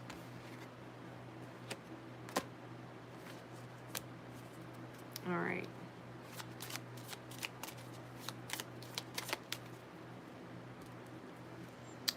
Moving on. Secret code name. Trapeze. Secret code name. Trapeze. What is the milestone energy helping you through the portal? This Lion's Gate portal energy, what is putting you in direct alignment? What energy would put you in direct alignment to opening the portal and utilizing this portal, this cosmic door? What is the milestone? The truth. Speak.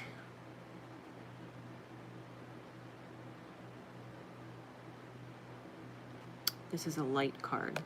It's a major arcana, but different. It doesn't have a number, it has a symbol.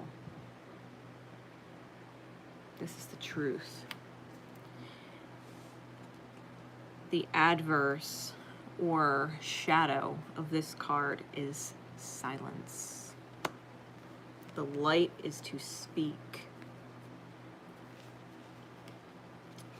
And the reverse is silence.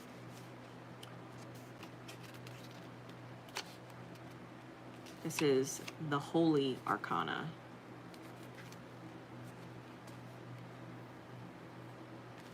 It's the Patch Tarot. It says, the truth represents the fundamental truth which unifies and connects all things in creation, the infinite sea of possibilities from which all manifestations, even the light, emerges. This is simply the concept of infinity. However, the concept of infinity only exists in the presence of the awareness of it. The relationship between consciousness and infinity is what allows for contemplation of the ultimate and supreme truth above all truths. The appearance of the truth in a reading is a call to bring awareness to what is true, and even to bring a voice to this truth, at the very least, so that you may know it to be true to yourself. The key, speak, indicates that in order for the truth to be heard, it must be spoken and shared. It is the resonance of the truth shared with others that we receive the power of the word. The truth is meant to be spoken. The truth is meant to be spoken.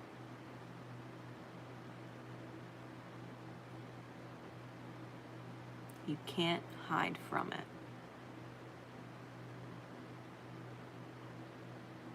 So speak it out loud. When you need guidance from your angels, pray out loud. Angels, this is my truth. This is my truth. And I don't know how you're going to do it. I don't know how you're going to guide me, but know I'm listening. If you can be here and listen to me speak, then I can be here and listen to you speak. An exchange of truth. Ask and you shall receive. If the truth needs to be spoken to someone, speak it. Even if they've heard it before. Even if they've heard it in other ways, but not this one.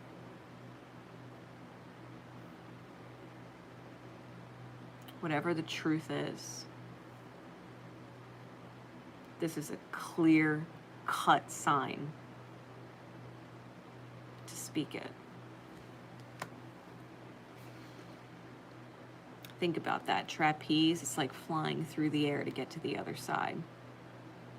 Doing somersaults and flips and moving through insurmountable fucking challenges, but coming out on top.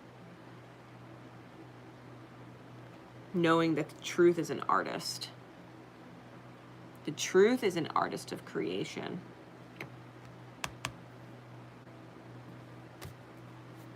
What's the guidance, please, Spirit?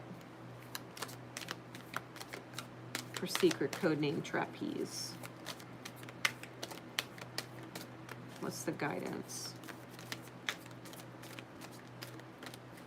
For secret codename Trapeze, and those that resonate to this message. Really, the truth needs to be spoken. It needs to be said aloud, because aloud, being spoken aloud, think about those words, aloud, being out loud, and allowed, like it's allowed to happen. It's allowed to manifest. Same sound, but two different spellings, right? Allowed, A-L-O-U-D, and allowed, A-L-L-O-W-E-D. You allow things to manifest by speaking it aloud. When you speak it aloud, it becomes a part of the conscious creation.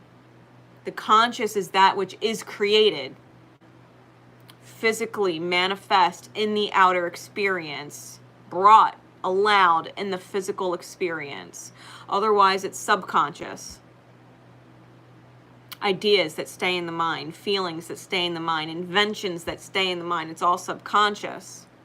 When you speak it aloud, you allow it conscious creation. As That's why speaking aloud is so important. Praying out loud is powerful.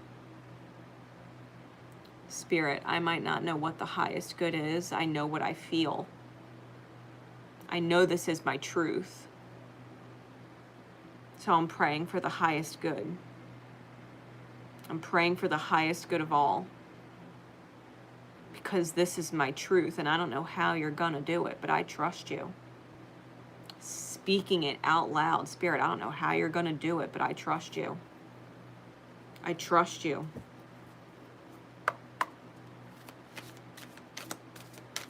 This is my truth.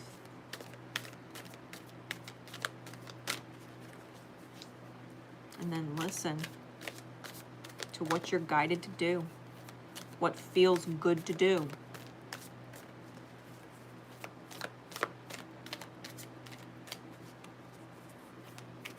What is the guidance, please, Spirit?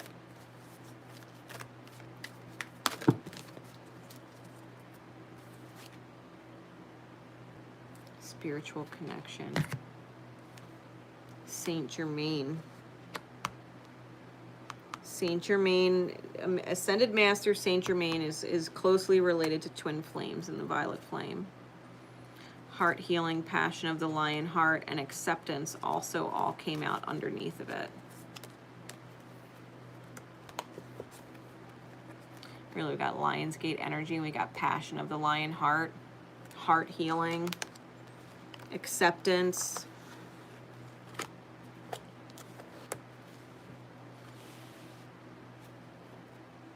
Let me read card number 27, spiritual connection for you. If you have an amethyst crystal, I'd keep it on you.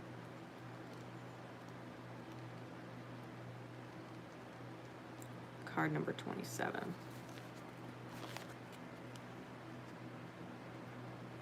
We bring you the blessing of spiritual connection.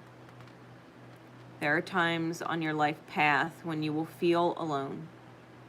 If you are working on an issue or going through a challenging time and don't feel particularly supported or that others understand you, even though they may love you, then that sense of loneliness may increase for a time. Or perhaps you wonder if you are as spiritually connected as you could be. Perhaps you've been asking for confirmation of your divine connection or for some sort of sign that what you think might be divine guidance is genuine. This oracle comes as a message. You are capable of conscious spiritual connection, and that connection is growing in power every time you talk to the universe through prayer or any act of devotion. You are also being asked to release any barriers around your heart and mind so you can allow the unconditionally loving voice of spirit to be heard in your heart and soothe your mind.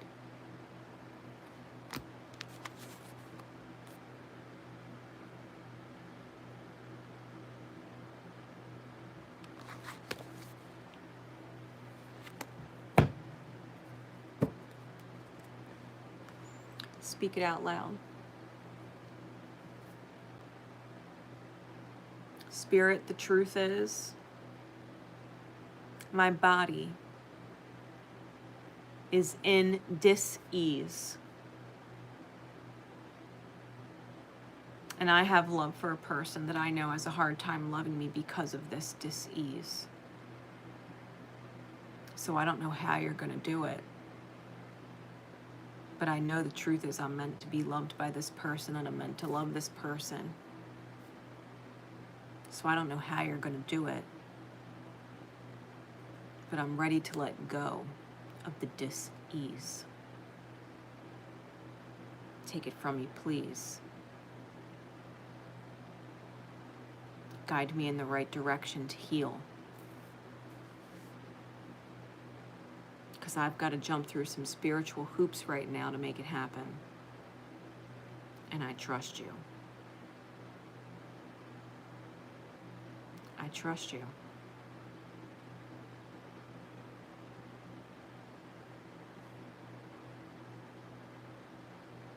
Think about it.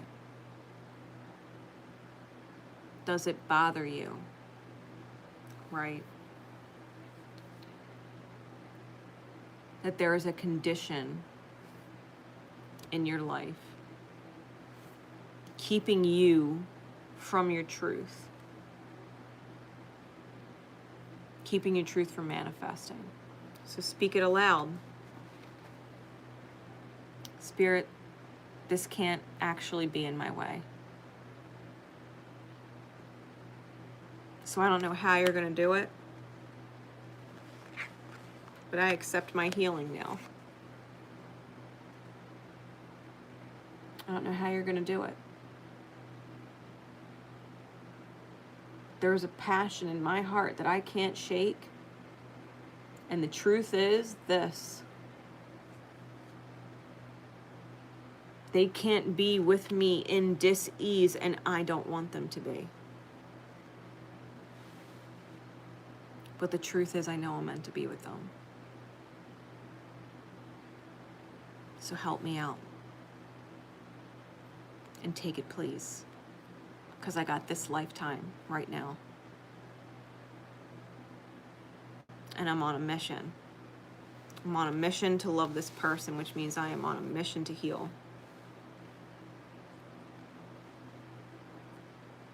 You've got Goddess Sekhmet, Angel Bathiel, Archangel Anael, and Ascended Master Saint Germain. All supporting you right now. You got to know they're there. You got to know they're listening. You have to be willing and able to speak the truth out loud. This is where I'm at. This is where I plan on going. I don't know how you're going to do it, getting me from A to B, but I trust you.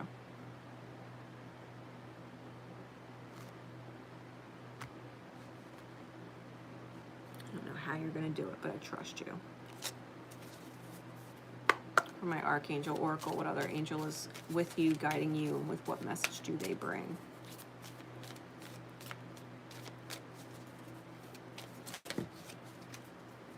Archangel Raziel and Archangel Jeremiel. Overcoming difficulties. Jeremiel is the archangel that brings your prayers to source to be heard and answered. The worst is now behind you and you are surmounting any previous challenges. They heard your prayer. They heard it spoken aloud. Consider it done. Consider it done. Archangel Raziel is the archangel of magic. Soul magic. Archangel Raziel is the magician. The angelic wizard, so to speak. Get ready for epiphanies and divine downloads. Archangel Raziel says, I am bringing you esoteric information and symbols and helping you understand spiritual truths. It's going to talk to you in divine language. You're going to get synchronicities blowing out the ass when you start fucking praying out loud. You're going to get all kinds of downloads, all kind of epiphanies. Google everything. You think you know a meaning? I don't give a shit if you think you know its meaning. Google it anyway, read it, and read it out loud. Allow the light of those energies to become a part of your belief.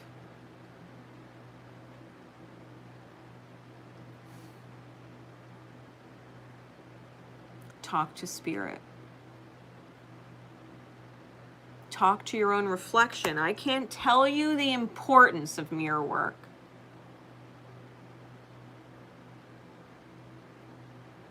When you're alone, right? And you're in the bathroom or some shit and you walk by, you look in the mirror and be like, you know what? You're fucking beautiful. And I love you. You beautiful soul, you. I love you. Out loud. Out loud. Look at your reflection.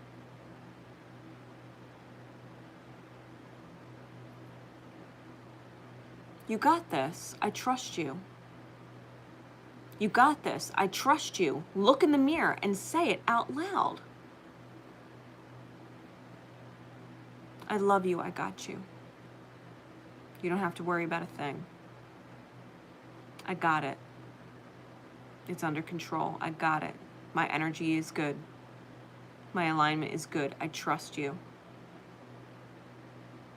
And you can trust me.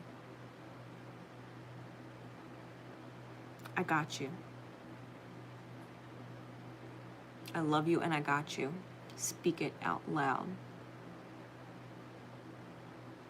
Look in the mirror and speak it out loud. We got this. We're doing a little better today than we did yesterday, every day. We got this. We are on point. We are on point. Me and you, we got this. Me and my reflection, we got this. I got your back. I trust you. Trust yourself.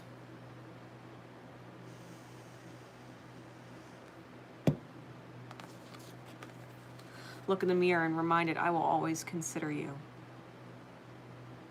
I love you, I will always consider you. You're fucking awesome. You deserve to be considered. I will always consider you. Hope that helps. I hope that helps.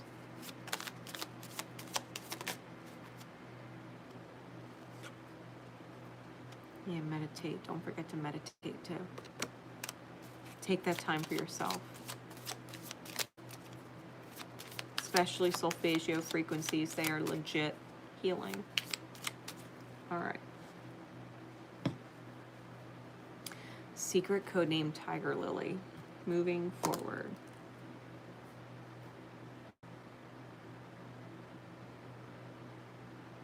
Secret codename Tiger Lily. Ooh, that was fast. Reveal the light. Reveal the light. The shadow of this card is to conceal. This is about revealing. It is a Holy Arcana. The first of the Holy Arcana in this deck. It's the Patch Tarot. It says, the light represents the formless, shapeless, unknowable, and undefinable source from which the entire tree of life emerges. It is beyond comprehension and serves as a reminder that no matter what we think we know nothing at all. When drawing the light in a reading, it speaks to the revealing and illuminating of something that is hidden. This is a total illumination, a lifting of the veil, in order to vividly clarify something previously murky or confusing. Further, this is the creative light, and so describes that this illuminating power may encompass a new illuminating solution as well. This creative power is infinite and is a reminder that Spirit is always with you.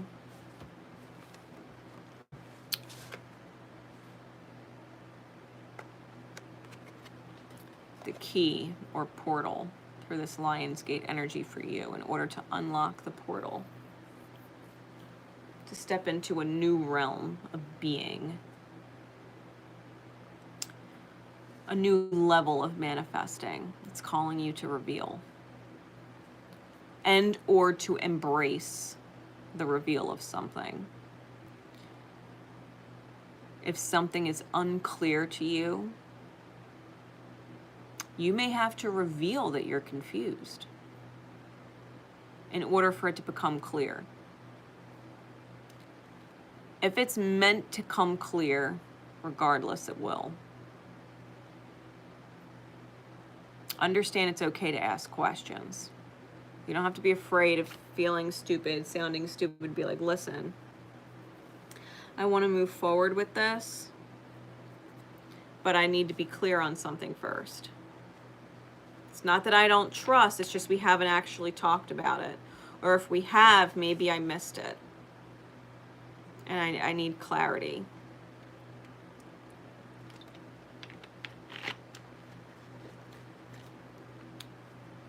Mind you, Tiger Lily is a flower and it holds symbolic significance. But I was literally shown Peter Pan, like Tiger Lily from Peter Pan.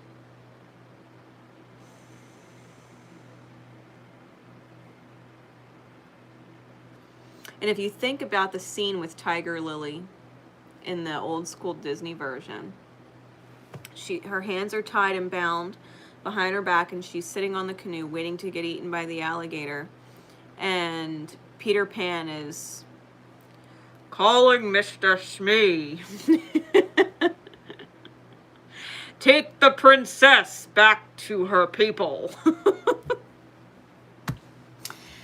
The reveal, right? The big reveal is that it was not, in fact, Captain Hook that was giving Smee the orders to return it, but it was Peter Pan, who was the hero of the story, right? If someone is coming off or presenting as a villain in order to bring you back to the place where you belong, realize they're your hero. They're not the villain. They're not your enemy. They're helping return you to where you belong. Don't peg someone a villain when they're the hero. Because if they weren't playing that role, if they weren't biting the bullet and being the bad guy, would you have ever gotten saved? Would you have ever found home?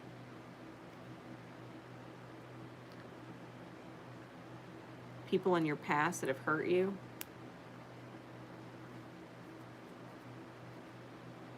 they're not actually the villains.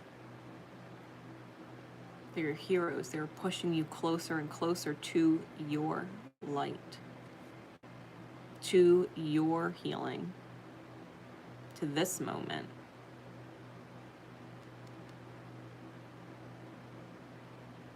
Forgive yourself for perceiving them with negative energy, when the reality is maybe all along you kind of knew that they were always meant to push you forward. If you didn't meet them, you wouldn't be where you are.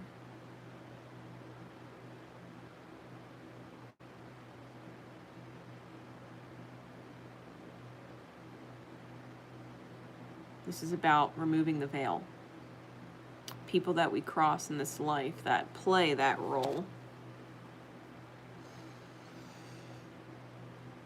we signed soul contracts with them before we were even brought into this life, and they agreed to play the hard part. Because someone had to play it for you.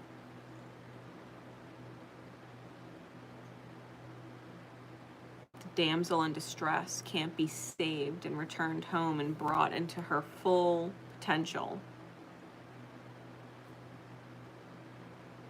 if there wasn't a villain. Every great movie has a villain,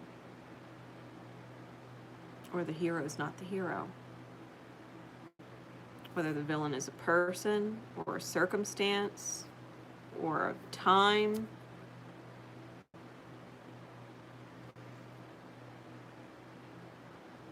Without it, would you really be who you are?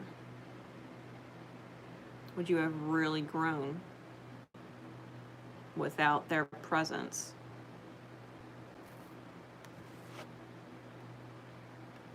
Think about that.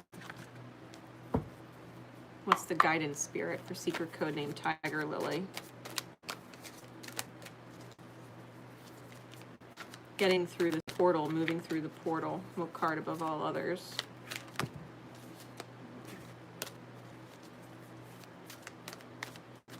Will help them utilize this Lionsgate portal energy.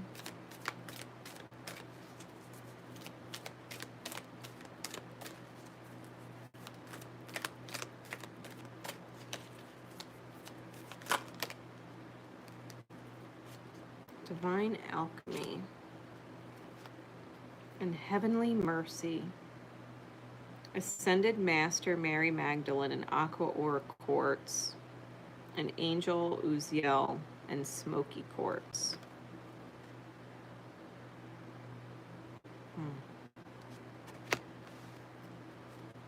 Cards 24 and 18.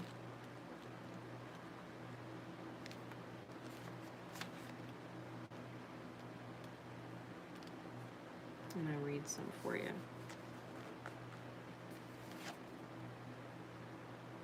Divine alchemy. We bring you the blessing of divine alchemy. Divine alchemy is the art of transmutation, the application of spiritual consciousness to physical form, so profound that an entirely new form evolves. It is irreversible change. It is the coal transformed into the diamond, the lead of sleeping matter awakened into the radiant gold of consciousness. Successful alchemical transformation requires patience, courage, and a belief in the power of spirit above all else. The radical and permanent transformation effected by the divine alchemy may seem miraculous to the outsider viewing the changed form, yet the alchemist knows that when spiritual consciousness meets physical matter, the world will never be the same again. Alchemists have often been considered eccentric. They appear to labor on tasks the mainstream either don't comprehend or consider impossible. And yet, the alchemists of old and the modern day, spiritual alchemists, are the ones who see reality most clearly and understand divine power most accurately. They know the healing transformational power of divine energy is beyond any limitation the mind can conceive. You have to understand when you interact with a villain, it's like being led. It's as if you are led. And they are the alchemical fire that forever changes you into gold. It's an irreversible change. You cannot go back to who you were before you met them, before you encountered them. You can't go back to who you were. They changed you forever. Thank them because they made you better. You found your worth beyond being led. You became gold. Heavenly mercy. We bring you the gift of heavenly mercy. As you grow spiritually, your energy field becomes more substantial. Your thoughts and actions carry more karmic weight in the world. As your power increases, your ability to do good increases too. Your positive words can have a potent effect on others.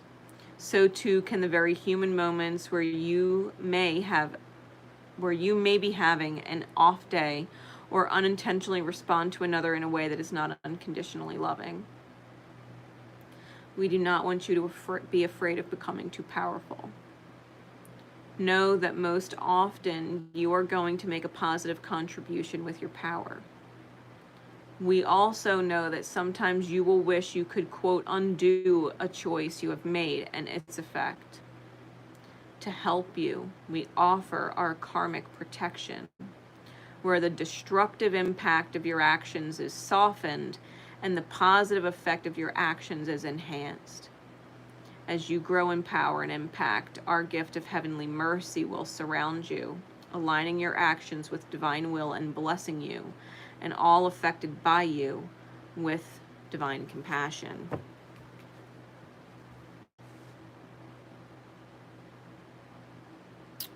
I'll give you an example. Take it how it resonates for you, right? It could be in any area of your life. I'm just giving an example, a general example. Let's just say you were in a dynamic with someone once, right? You were in a dynamic with someone once, a villain, who didn't want to change their Facebook status, right, to in a relationship. They had an issue with it. And you didn't trust them and blah, blah, blah. And you had every right to not trust them because you kind of sort of knew or had a feeling or had heard through the grapevine that they were seeing other people. And you went through a lot of fucking grief. Because this person pulled you around by the nose for a hot minute. Telling you they love you, you're the one, they care about you, there's nobody else, blah, blah, blah, and you're no one's fucking fool and only found out that, you were a fool. So now, you don't fuck around.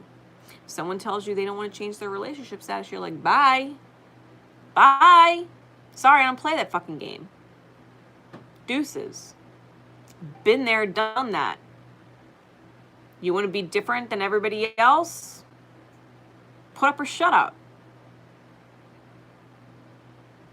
I'm the fucking one. You love me. Fucking put up or shut up. Leave me the fuck alone otherwise. Maybe that person legitimately cares about you. Maybe that person has someone they have to talk to first. Maybe. They have to make it right with other people first before they can. Who knows? Who knows what their reasons are, but maybe they legit care. Maybe you know they do. And we feel bad for being a hard ass in hindsight. I wish I could undo the words I said. I wish I could take it back, and that's impossible. There's a reason why you were such a hard ass. No different than the reason why the villain in your life was such a villain. There's also a reason why you're you and you are not a villain. Because a villain would never apologize and say, listen, I really do like you a lot, and I'm sorry I came off harsh. I just been through a lot of shit. Respectfully, I know you understand. I've told you. If you've got shit to do first, that's fine. I care about you. You got to know I care about you, and I know that you care about me. I know that's real.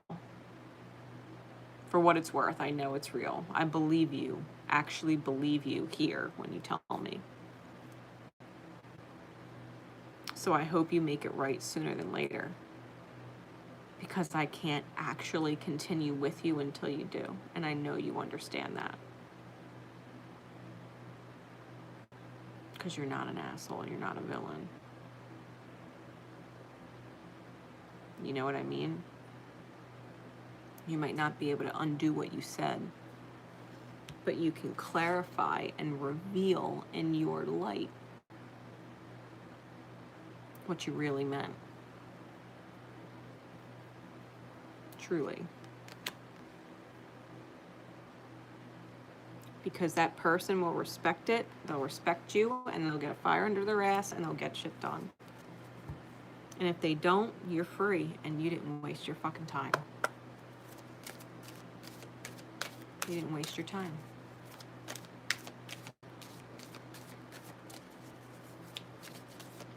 What angel is coming through and with what message, please, Spirit?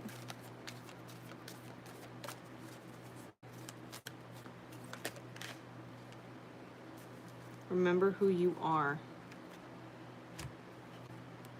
Archangel Michael, remember who you are. You are the creator. That's what I wrote on the card. You are the creator. You are a powerful, loving, and creative child of God, and you are very loved. Sensitivity, Archangel Haniel, you are not incorrect. You are not incorrect. Sensitivity is sensing clearly. It's your intuitive sensitivity. You're not wrong. You are extra sensitive to the energies and emotions right now. Honor yourself and your feelings. Honor what you're feeling and what you're picking up on. Chakra clearing and purging. Archangel Metatron, call upon me to clear and open your chakras using sacred geometric shapes.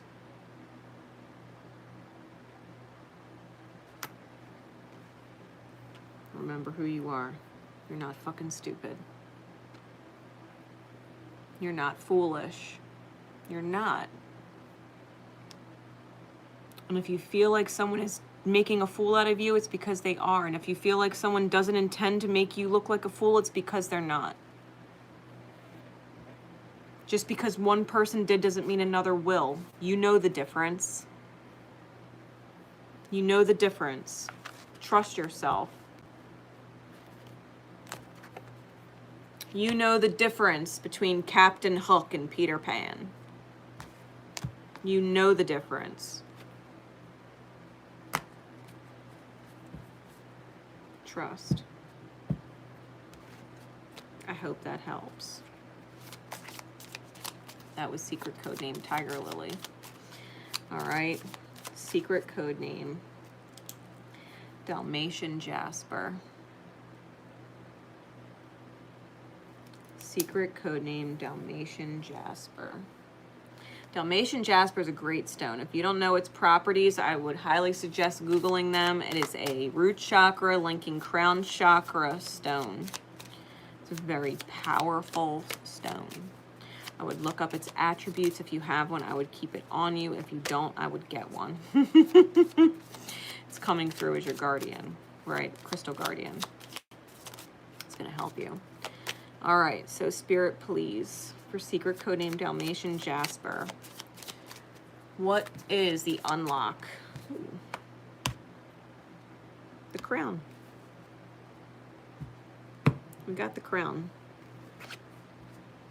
The unlock for the Lion's Gate alignment using this portal energy.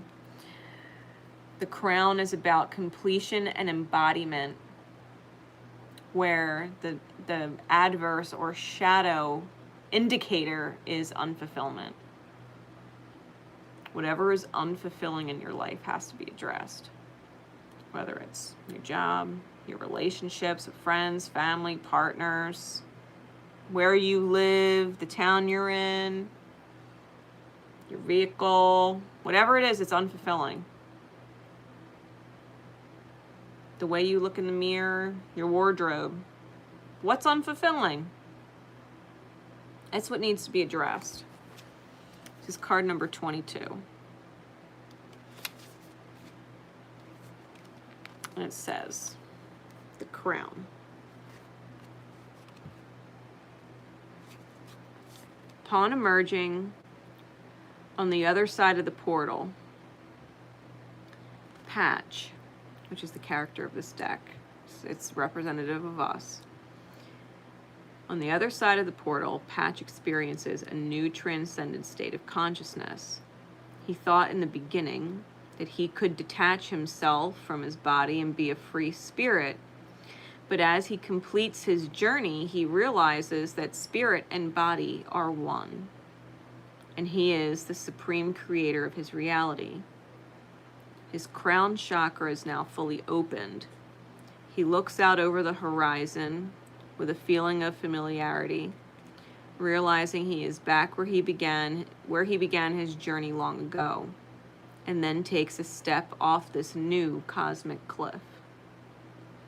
When you draw the crown, it describes the grand and harmonious completion and resolution to a cycle in your life, and the beginning of a bold new adventure from a new way of thinking.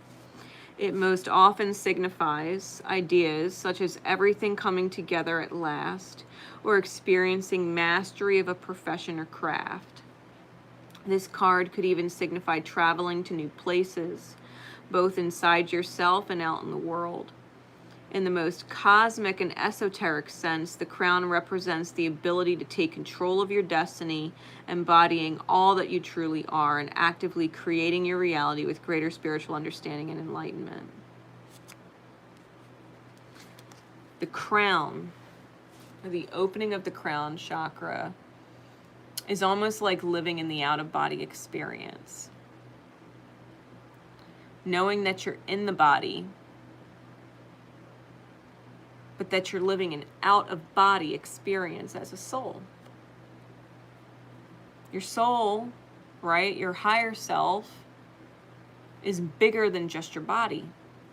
People think the soul is contained in the body. No, the body is contained in the soul. This is realizing that you're having an out-of-body experience from a perspective of the fact that you know you're here living, but that there is a much higher perspective to why you're living it. This is a different kind of flow. It's knowing that there's a certain life that you have, that you thought you had as a human, right? Trying to figure your soul out. And then there's a part of you that can realize the perspective of being a soul and realizing you're trying to figure the human thing out.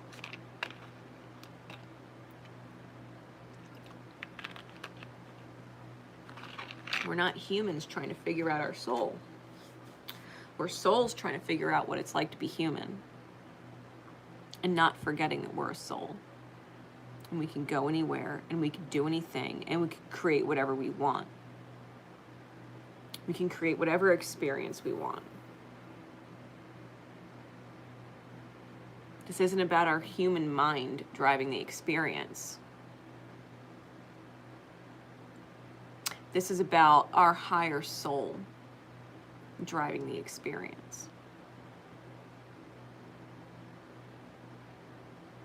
Understand who is nickel and diming your energy.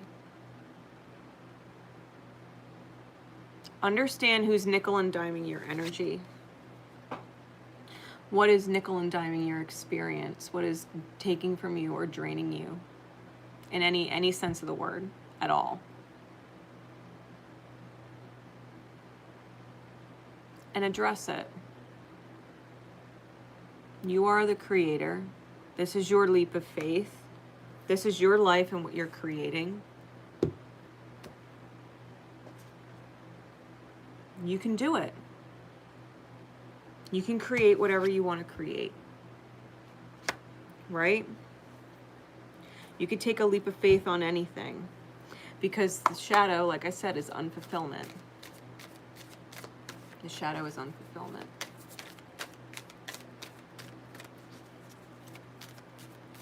All right.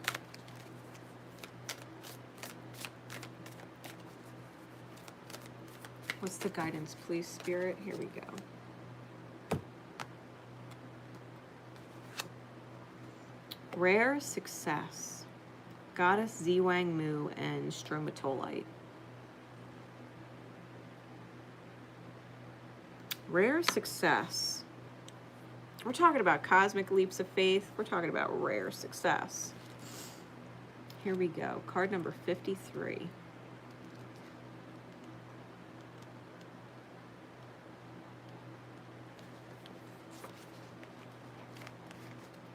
It says, we bring you the empowerment of rare success.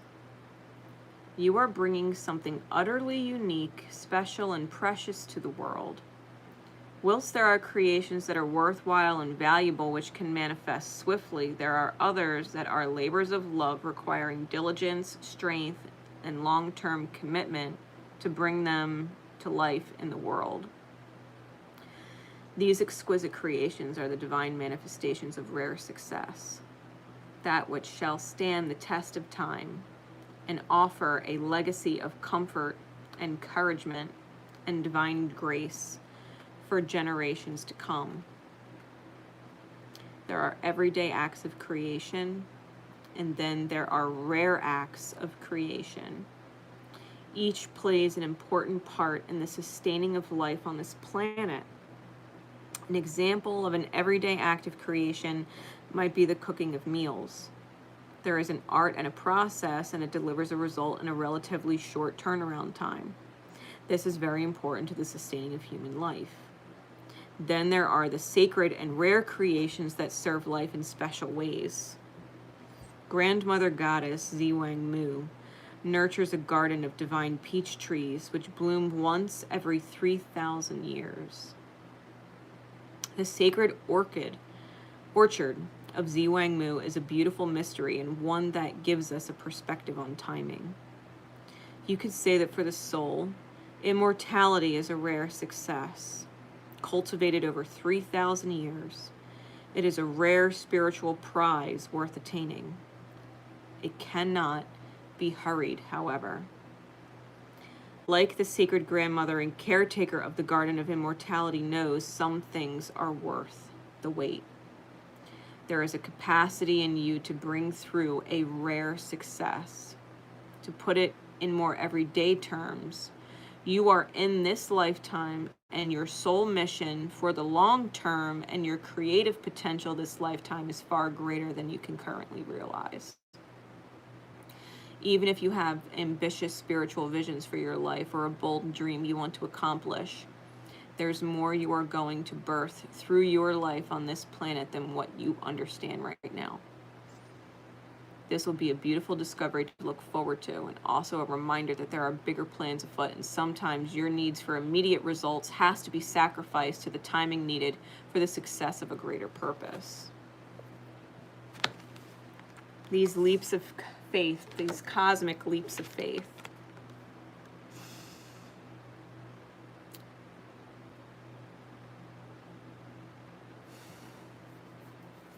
serve a greater purpose. Things that we only get a chance to experience once every 3,000 years, for example. You've got a chance to bloom and fruit some amazing fucking rare ass peaches. Metaphorically speaking. Whatever you came into this lifetime to create is once in so many lifetimes possible. And you can do it. You can do it. Hell, it's why you're here in this lifetime. But you've got to take these leaps of faith, right? These cosmic leaps of faith, this divine flow, this release of what is unfulfilling, this addressing of it, so that you can complete the cycle and embody the completion. Angel therapy. Archangel Raphael. Give your cares and worries to us angels and allow us to take your burdens. Give it up and let it go. Archangel Raphael is the divine healer within. It's the divine healer within.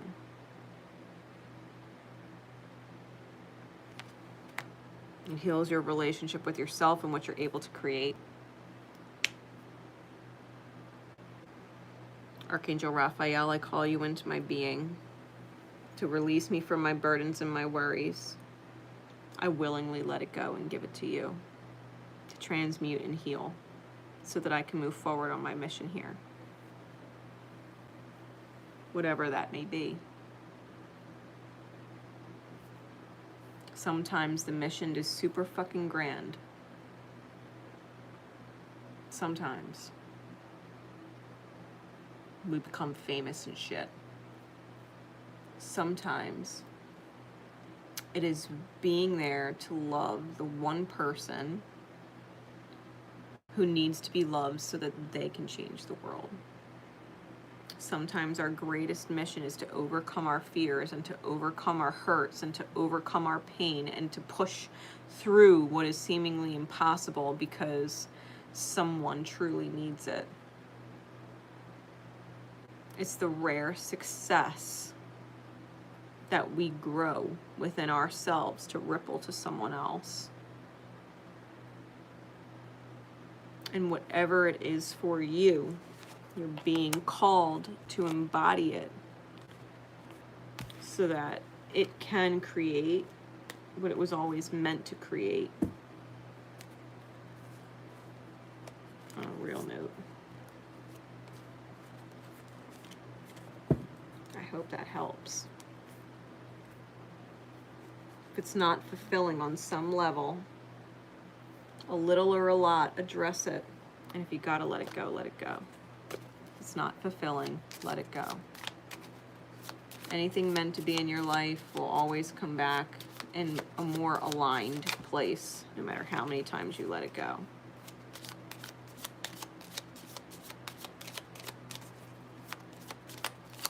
All right. Secret code name Echinacea. Secret code name Echinacea.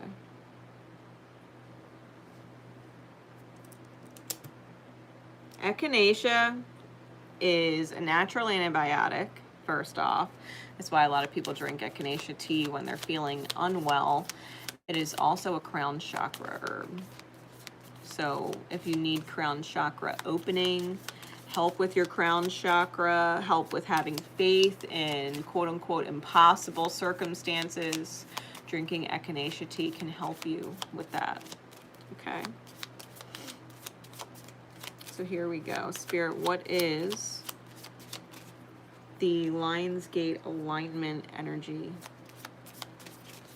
What is the key milestone energy to help them move through this portal?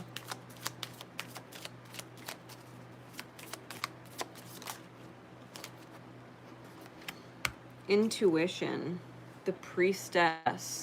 The shadow that would keep you from it is doubt. This is card number 3 in the Patch Tarot. The priestess is the Empress card. It is the High Priestess in traditional tarot, but it is the number of the Empress. Okay. Intuition. The adverse being doubt. So let me read this for you.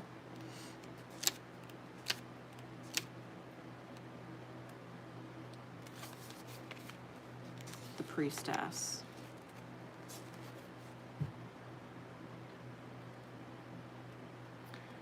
The priestess represents the hidden and subconscious aspects of life, the other side of the coin from the wizard, the sacred feminine, and the gateway to deeper understanding.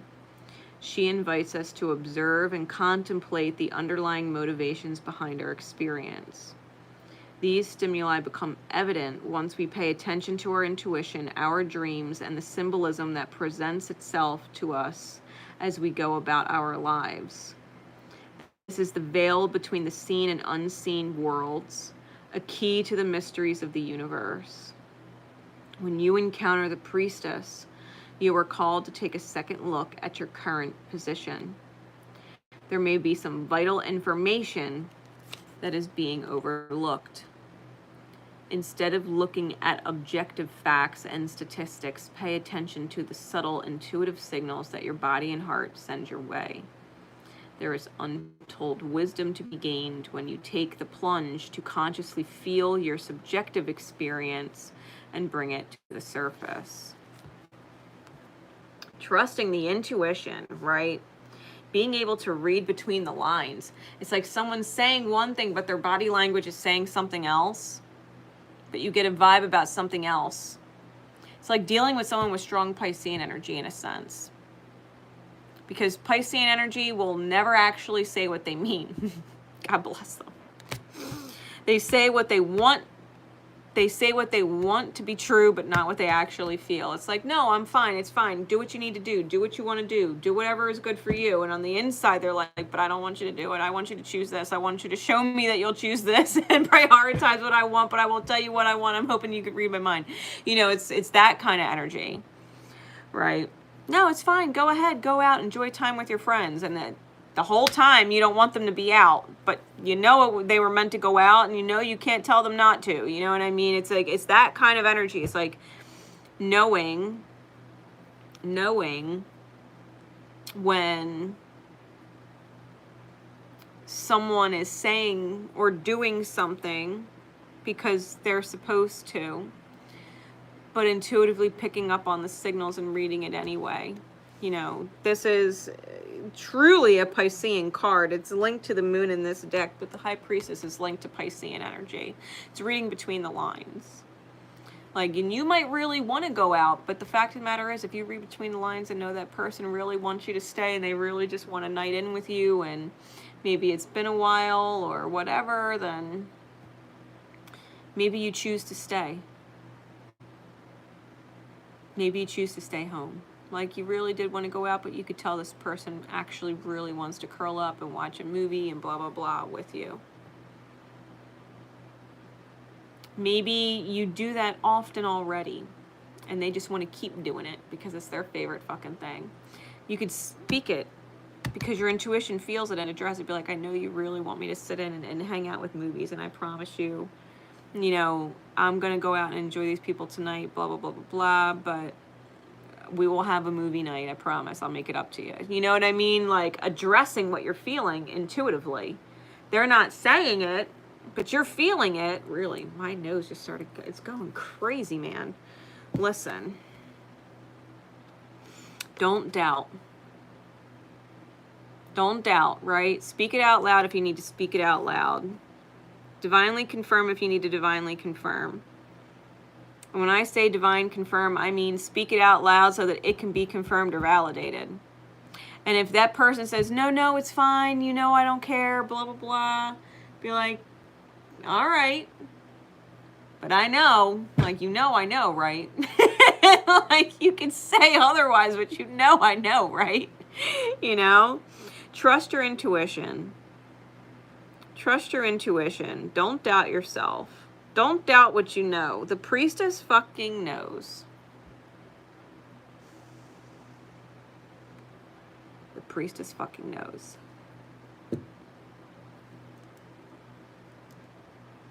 That's what you need. That's going to help you get through this Lionsgate portal and alignment. Trusting your intuition.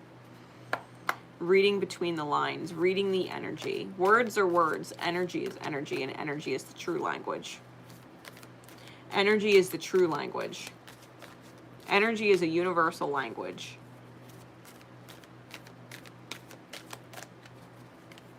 What is the guidance, please, Spirit?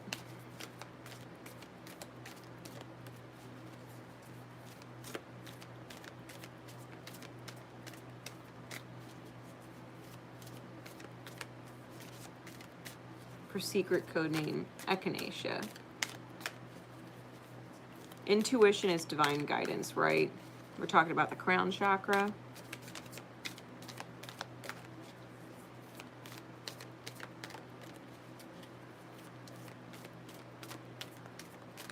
What card above all others, please?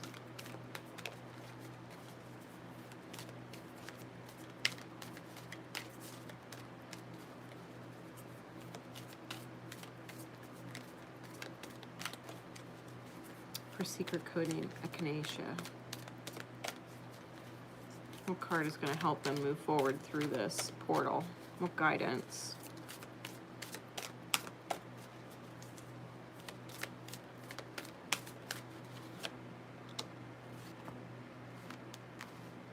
She shall always prevail. Goddess Isis and Isis crystal. Talking about divine feminine energy. Card number 51.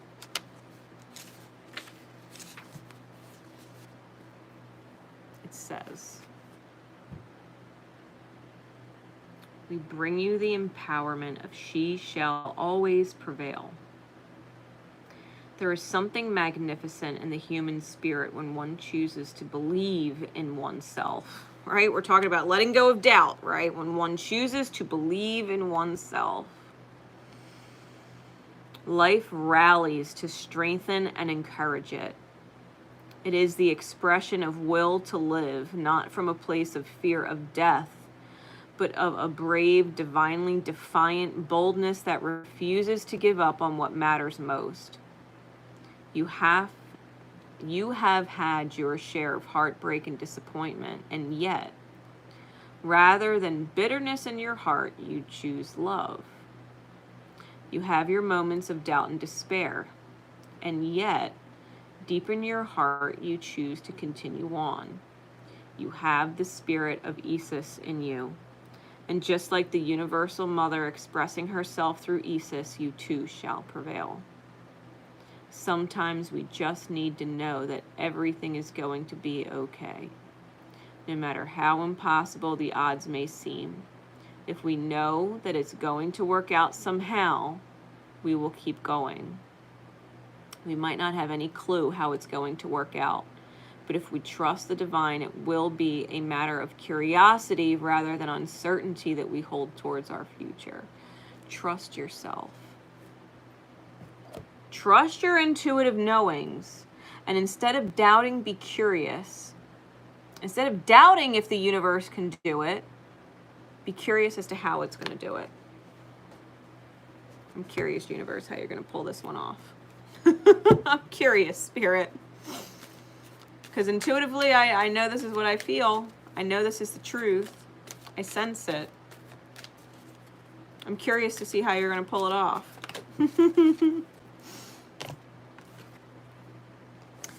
Twin flame card. Beloved one.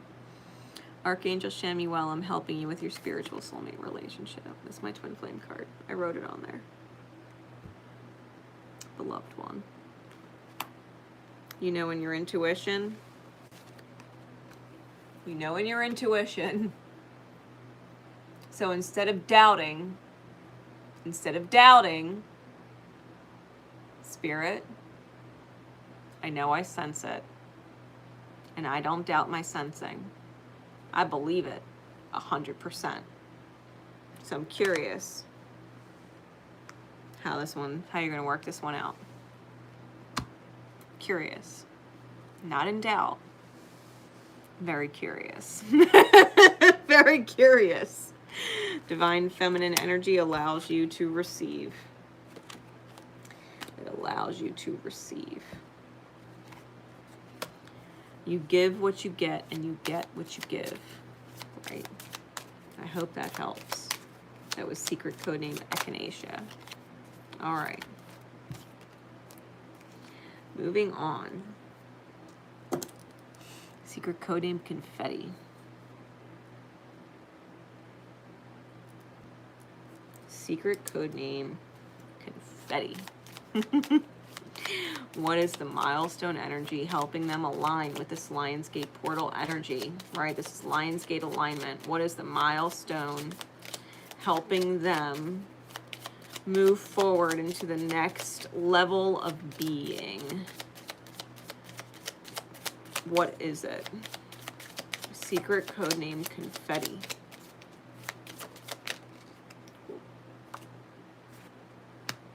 We got strength and wisdom, and the truth wanted to come out. The truth wanted to come out, but we need some strength first, okay? We got the strength card, and it's card number 9 in this deck. 9 in traditional tarot is the Hermit, where we go within. So being that the strength card is card number 9 in this deck, it is about finding the strength going within. The adverse or shadow of this energy, where you know you're not in alignment, is where you feel weak. Where you feel weak. I'm going to read some of this for you. This is strength, the passion card, right? It says, passion depicts a young woman riding on a great lion, wrapping her arms around him in a loving embrace as he gazes into the eyes of the observer of the card. From below, flames rise up, describing the deep passions of our earthly animal selves. From above the woman's head, vibrant energy pours down all around them, symbolizing a connection to her higher self. Together they speak to your passions, which give you strength, compassion, and self-control. This card is all about connecting to both your higher and lower self, honoring and acknowledging the two sides that make up who you are inside. It calls on you to acknowledge that you have a lower, more carnal and physical self, and a higher mental and spiritual self. This acknowledgement implies not only discipline and control over your ego, but also mastery over your complete body of consciousness. Realizing that you have very real desires to create certain things in this life for yourself, spiritually and physically in this life, right? Physical world shit and spiritual world shit. Everything must come into completion. We have the Caduce in the background of this card, and we have the Ouroboros. You can see that.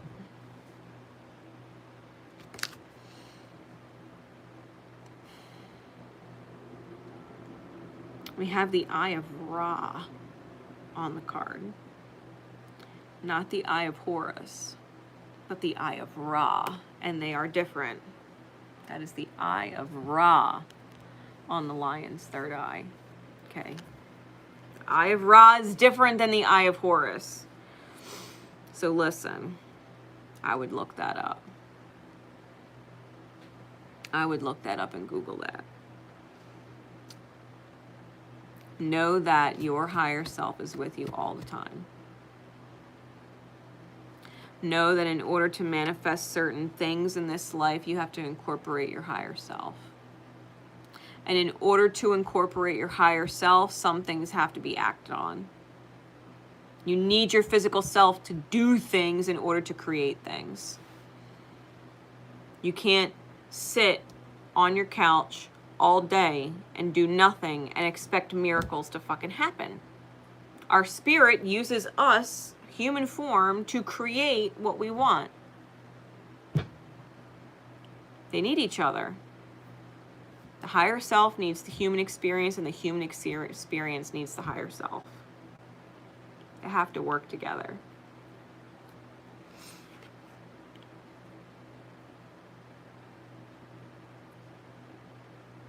They have to work together.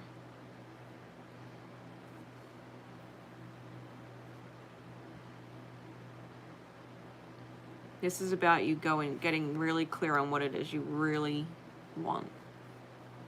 Your passions, right? What you're passionate about. Are you passionate about a certain career? Are you passionate about a certain person? Are you passionate about a certain belief system, a certain ideal? Are you passionate about family? What are you passionate about? Then let it drive you. Because pulling forth and evoking one passion leads to more. For example, my twin flame connection, when my flame and I were technically in a state of physical separation, I was coming into integrating with myself, right? Union within the self first. I had to follow my passion. I was passionate about my flame, but it wasn't an option. So I thought, what else am I passionate about? And I loved my soul work. I was passionate about travel. Passionate about my son. Passionate about my soul family. So I followed my passion. Went on tour across the country for fucking free because my soul work. And it opened doors. It opened doors to my flame, who I am now happily in union with. And have been for quite some time now, you know?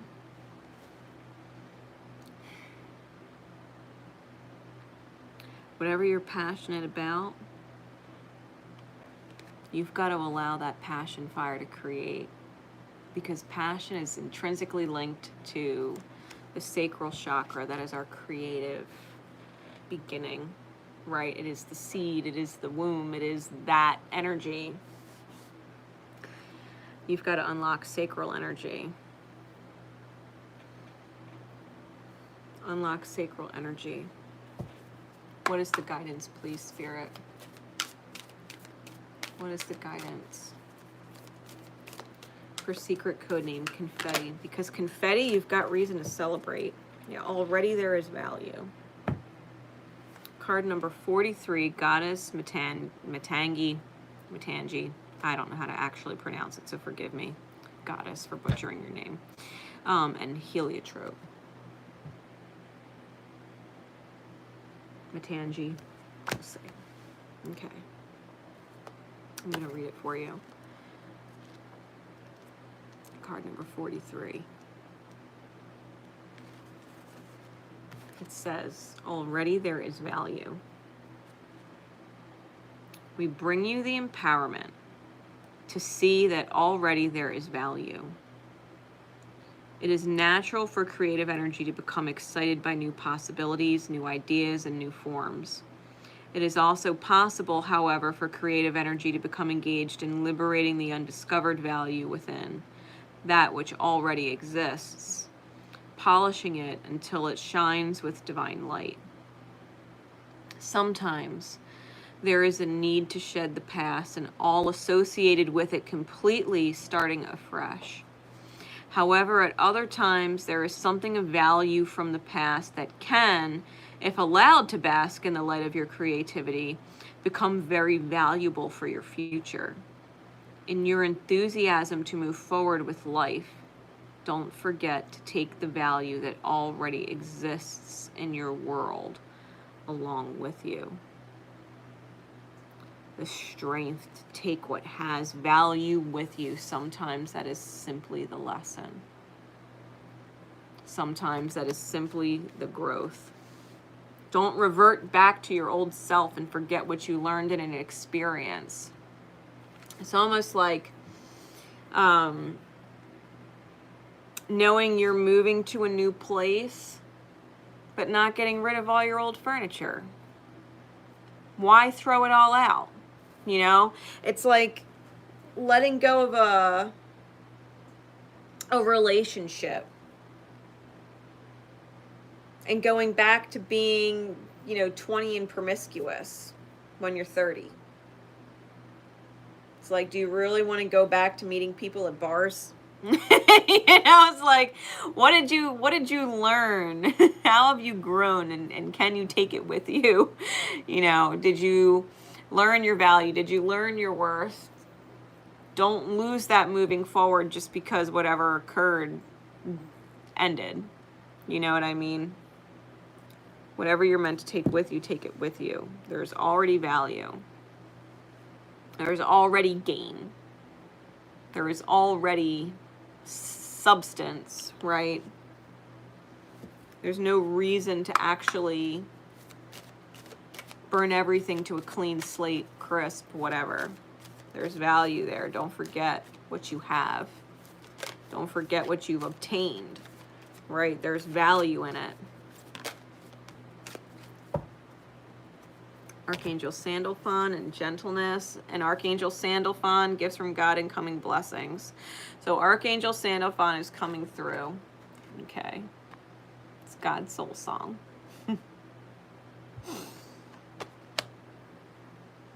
Be very gentle with yourself at this time and surround yourself with gentle people, situations, and environments. We angels bring you gifts from your Creator. Open your arms to receive. Don't forget the lessons that you learn. Don't lose sight of your growth. If you can appreciate the value of what you've obtained, you will receive more that is valuable to you. Think about that. Because what you focus on is what you create more of. If you focus on the loss, if you focus on the destruction, if you focus on the bullshit, if you're not focusing on the lesson and you lose the lesson, you're going to manifest that lesson all over again. And it obviously fucking sucked. So, take the lesson. Learn it, apply it. Okay? Whatever it is, apply the lesson. Apply the lesson. There's value in your experience already. I've heard it multiple times over. Don't revert back to your old self. Don't revert back to your old self. You can be stronger. Right? You don't have to be the Ouroboros constantly eating its tail. You can heal. You can fire up your Kundalini energy. You can integrate within yourself and follow your passions. It's the way through. There's value already in what you've been through. Take it and move forward. Take the lesson forward. If something isn't ready for you, or you're not ready for something, that's okay. You learned it's not ready yet. So what can you do in the meantime? You're being guided to follow your passions. You're being guided to follow your passions. Surround yourself with gentle, positive people in positive environments and positive situations. I hope that helps. I hope that helps. Okay. I think you're going to have reason to celebrate secret codename Confetti, to be completely fair. I think you're going to have reason to celebrate. Soul party. Soul party. Fuck yeah. Step into your passion. All right. Secret code name, Solaris.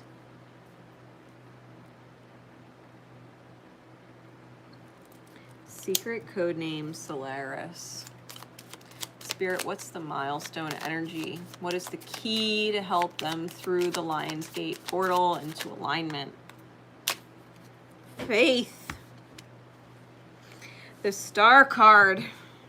The shadow being despair. If you're in despair, you are not in alignment with the portal. If you're feeling despair, you are not in alignment with the portal. Okay? Faith and the Star card.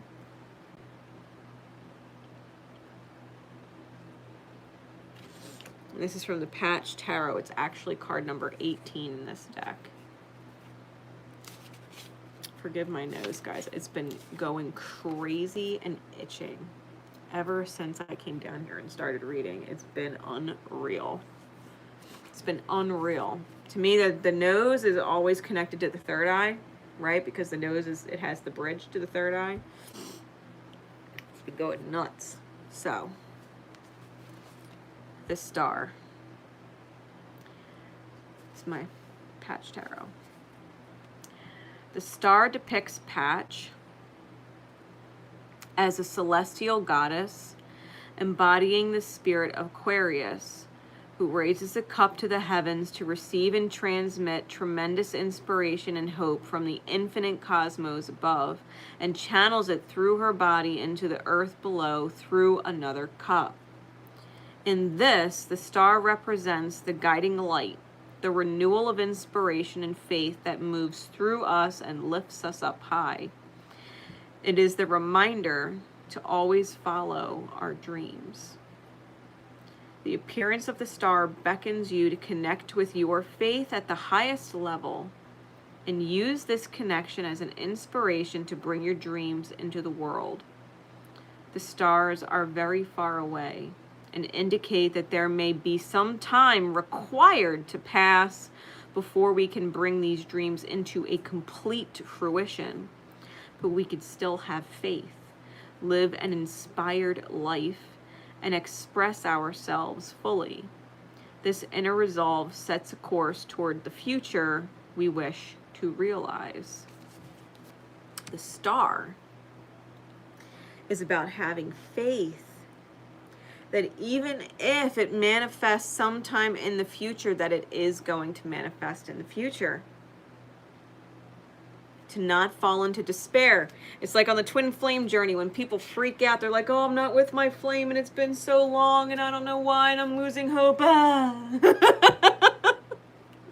I don't know what to do. Ah. It's like, listen, if you fall into despair, then you're missing the alignment of what is going on in the background. Spirit's aligning something. Somebody's in need of healing some shit, you know? Falling into despair. My car broke down. I can't get to my job. Well, maybe you hated your fucking job and you hated that fucking car. you needed to get somewhere else, right? You needed to do something else with your life or your time, and it's just the universe moving you in the right direction. We can essentially choose to flow or resist and then be forced to flow. We could choose to follow our inner flow or be forced to flow. And that's the whole idea of the light coming down through and flowing through our beings. The light was meant to flow through us. Our higher self and our human experience are intrinsically connected. We cannot live a human life without our divine higher self being a fucking part of it. And if we deny our higher self throws a fucking fit and then makes shit fucking happen. Or we can integrate our higher self. We can choose to trust our higher self knows what it's doing. If something is keeping us or preventing us from being with someone or having a certain reality, right, that we want, if something is being blocked, it's for a reason. Because if we moved forward with it from our own human perspective and it wasn't the right time, or the lessons weren't learned, it would cause it to rot. It's like a fruit being on the tree and it's not yet ripe. And picking it anyway to realize it's not ripe and putting it on the ground, and a mouse gets it. And now it's no good. Instead of just letting it stay on the tree and ripen until the moment where it was due to come off. It's like, why would you pull it early only to trash it and discard it? It's trash. It becomes trash. If you pick it early, it's trash. It becomes trash. Why would you do it? Your higher self would never let you do it. If your higher self knows you are meant to pick that off the tree at a certain time and you try climbing up there to take it off, a branch is going to snap and you're going to fucking fall and break your leg. And you're not going to be able to climb back up that fucking tree until it heals. And when it heals, that's when the fruit's ready. And then you'll have had the tools you need to get it without breaking a leg. You'll be able to use a ladder or a step stool or find a really tall friend who can reach it for you.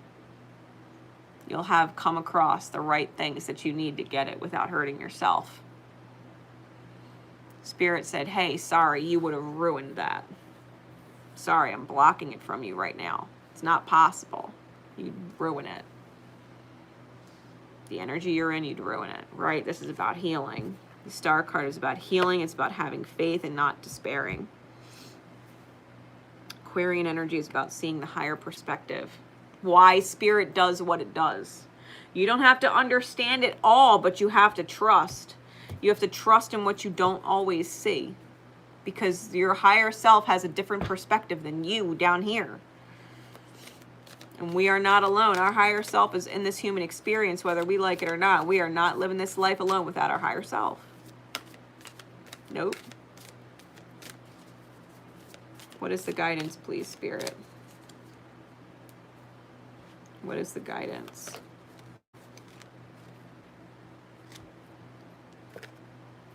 Goddess Machanji that just came out, right? There's already value. There's already things that have benefited from the experience. So it shall be. Ascended Master Babaji and Diamond. And Archangel Raphael and Malachite Grace for the grand gesture. What's meant to be is meant to be. So it shall be. What's meant to be is meant to be. Have some fucking faith. What is meant to be is meant to be. If you're in a despair state because this or that, then your ego needs a reality check. It is not in fucking control as much as you think. Sorry. Sorry.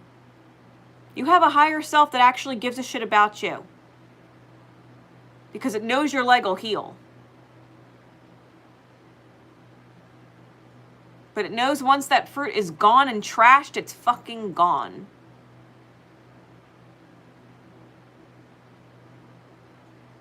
And it's more important. Because we're talking about some soul fruit here. Okay? We ain't talking about no regular fucking apple.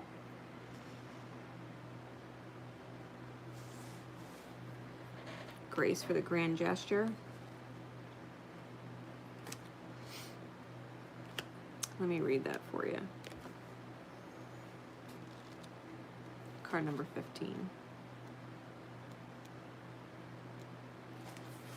And Malachite, right? Archangel Raphael and Malachite, the guardians with this card. We bring you the gift of grace for the grand gesture. Although there are times when even the smallest act, such as choosing to think a positive thought, is enough to transform your world, there is also a time for the leap of faith, the grand gesture of unconditional trust that will free you from the past and empower the universe to gift you with a new future. The grand gesture is the big step, the willingness to say to the universe, I trust you and I know it is time for the willingness.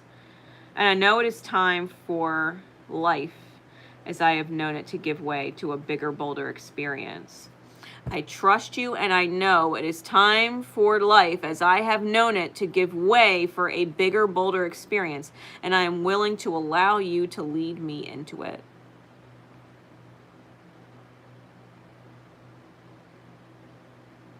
The gesture must be unconditional. When you make an offering to confirm your declaration and empower the universe to reward the faith you've demonstrated, it cannot be forced. It cannot come from a place of should or uncertainty, because then you're not ready. A grand gesture must be unconditional, and it must be something you offer not for what you can get in return, but because you are willing to offer something of yourself in the service of love. When it comes from this place, the grand gesture is a trigger for a divine grace to express itself in your life in an entirely new way, surpassing all expectations and showering you with blessings. There is a time for small steps and tokens and offerings, and then there is a time for the grand gesture.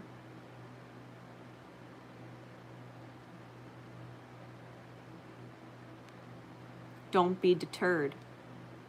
Make a decision deep within that you are absolutely willing, without hesitation or doubt, to say to the universe, this is my next move, do your best. You are, in the most loving way possible, throwing down a gauntlet to life and allowing the universe to respond. Throw down the fucking gauntlet. You are ready for the big step, the risk, the decision, the choice from which there is no going back. If you've made leaps of faith in the past and landed flat on your face rather than gracefully on your feet, leave that behind now. Everything you have experienced in your life has led you toward this moment in time. You are not the same person you were before.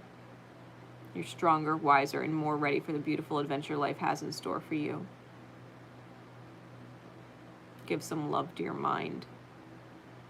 It might need your comfort and reassurance, then listen to your heart and make your grand gestures with full faith in the grace that surrounds you now. Full faith.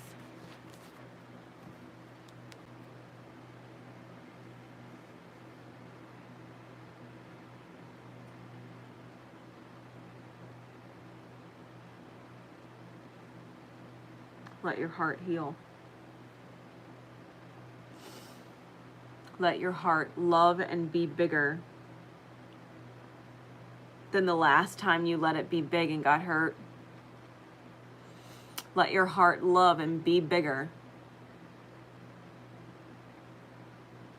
And don't be afraid. Faith, it's not wasted. Nothing's wasted. There's already value. There's already value. You've already started building the foundation. There's already value. So it shall be.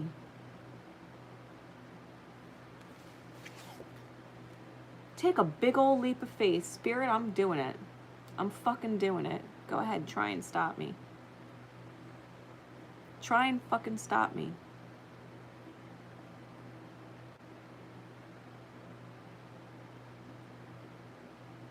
Because if you're meant to be stopped, it will. If you're meant to be stopped, if it is truly the wrong time, the wrong way, you will be stopped. And if you're not stopped, then there's already value in what you're doing for yourself and learning. Then there is either a lesson to be learned or a reward to reap, both of which you need and or deserve. Think about that. Spirit, I'm fucking doing it. Go ahead and try and stop me. If there is nothing of value that will come from what you're doing, it will absolutely stop you. And if you're meant to learn something or reap the reward of something, you will. And if you're not reaping a reward that you thought you were going to get, which it clearly said was the wrong way to go about it, not expecting anything, If you're going to go after something, expect nothing. A grand gesture is a release, it's freeing.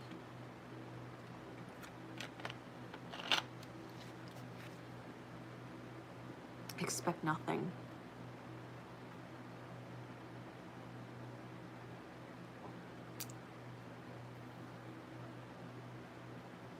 It's almost like, I'll give an example. Especially because I'm always doing the twin flame journey, right? This is a secret code name Solaris. It's like knowing, and take it however it resonates for you, right? Because it can mirror in a completely different area of your life. It's just the example I'm giving. It could be knowing your counterpart is with a karmic, right? Someone you know they're not actually meant to be with, because you know in your soul you're actually meant for them. But the karmic knows about you and doesn't fucking like you because you're trying to take, you know, their soulmate that they have their life tied to in some way, and you're going to disrupt their life, especially if their partner is legit your flame and loves you. Even if you've had difficulties, even if you've had problems, even if you've had issues in the past, right? You're a threat. So, karmic tells your flame, block them on everything. I don't want you to ever talk to blah, blah, blah again. Prove to me, right, that you're over this person. Block them on everything. And they do. Because the karmic is who they're with right now. You guys obviously had some lessons to learn. And it's been a while. Maybe you've been in separation for a while. Maybe it's been a long time. And you've been blocked. And you feel like you could be blocked forever. And you get a bug up your ass because you still fucking love your flame. And you're like, you know what? I have faith. I have faith. And I'm not going to expect him to respond. In fact, it's going to be in such a way that maybe he can't.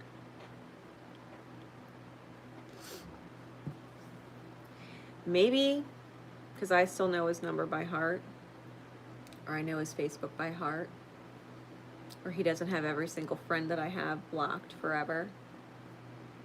Maybe, just maybe, I can get a message through to him. That it's okay. That we're apart. It's okay. That you really just only ever wanted them to be happy anyway. And as long as they're happy, then you're happy for them truly. But that if they're not, for whatever reason they're not,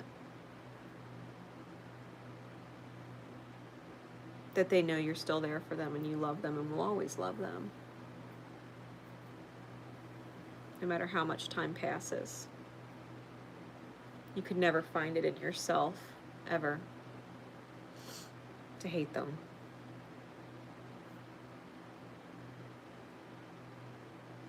That they would never disappoint you.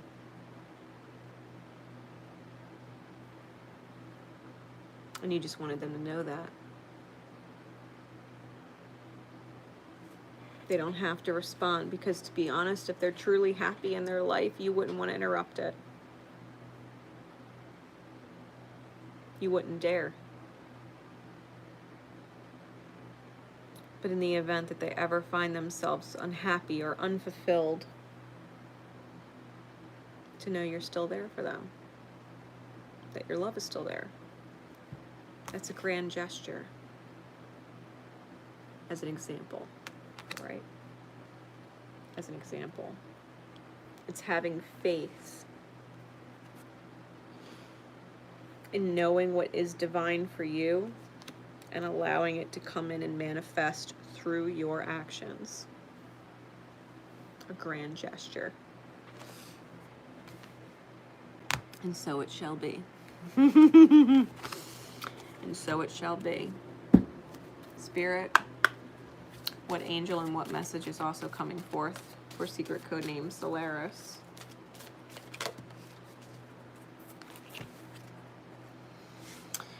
Healthy lifestyle, 4 types of health.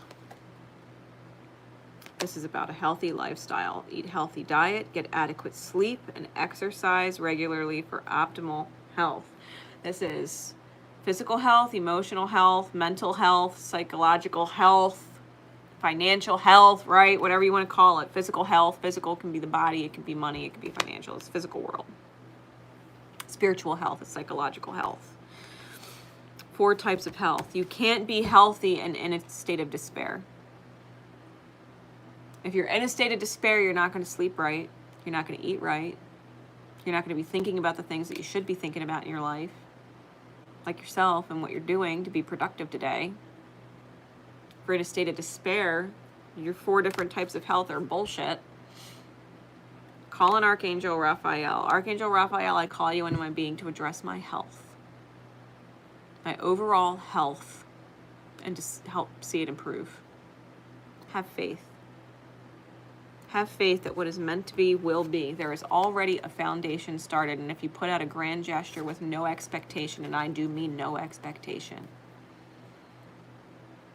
see what the universe does. If you love something, let it go, and if it comes back, it's yours.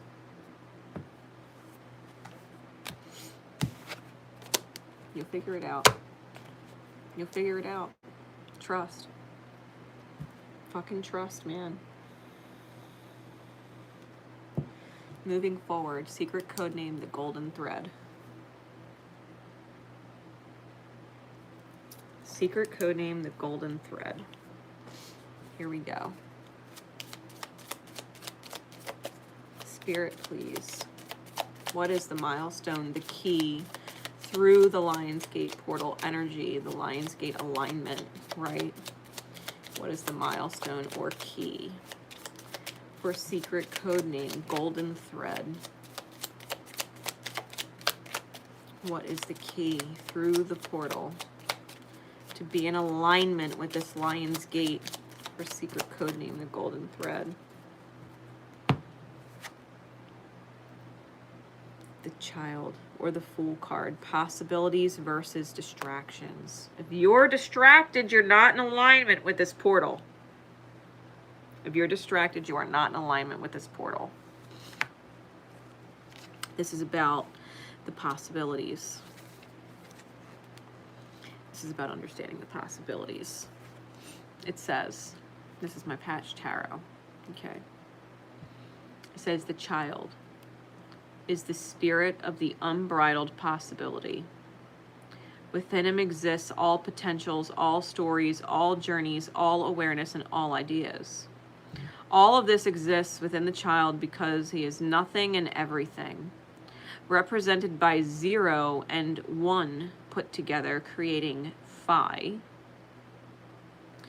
In this we find one of the greatest secrets of the cosmos, how everything in existence comes out of and will once again return to perfect wholeness upon completion. It represents that beginning and ending of the journey, the alpha and the omega. When you draw the child, it is a sign that anything can happen and to act from a state of purity and innocence. There are so many possibilities. Yet is in the awareness of the infinite potentials that allows you to focus and draw into yourself in order to decide what step you want to make first. The child is alchemically linked to the element of air and thus can be observed as the mind from which all creation emerges. Whatever action you take, remember that it was your mind that conjured it first. Come as a child, and the door of creation will open unto you. Talking about the Lionsgate portal being a door. Come with beginner's mind. The child, the fool, is beginner's mind. I can do anything. I can create anything. I can be anything. You are not limited. There is not only one choice.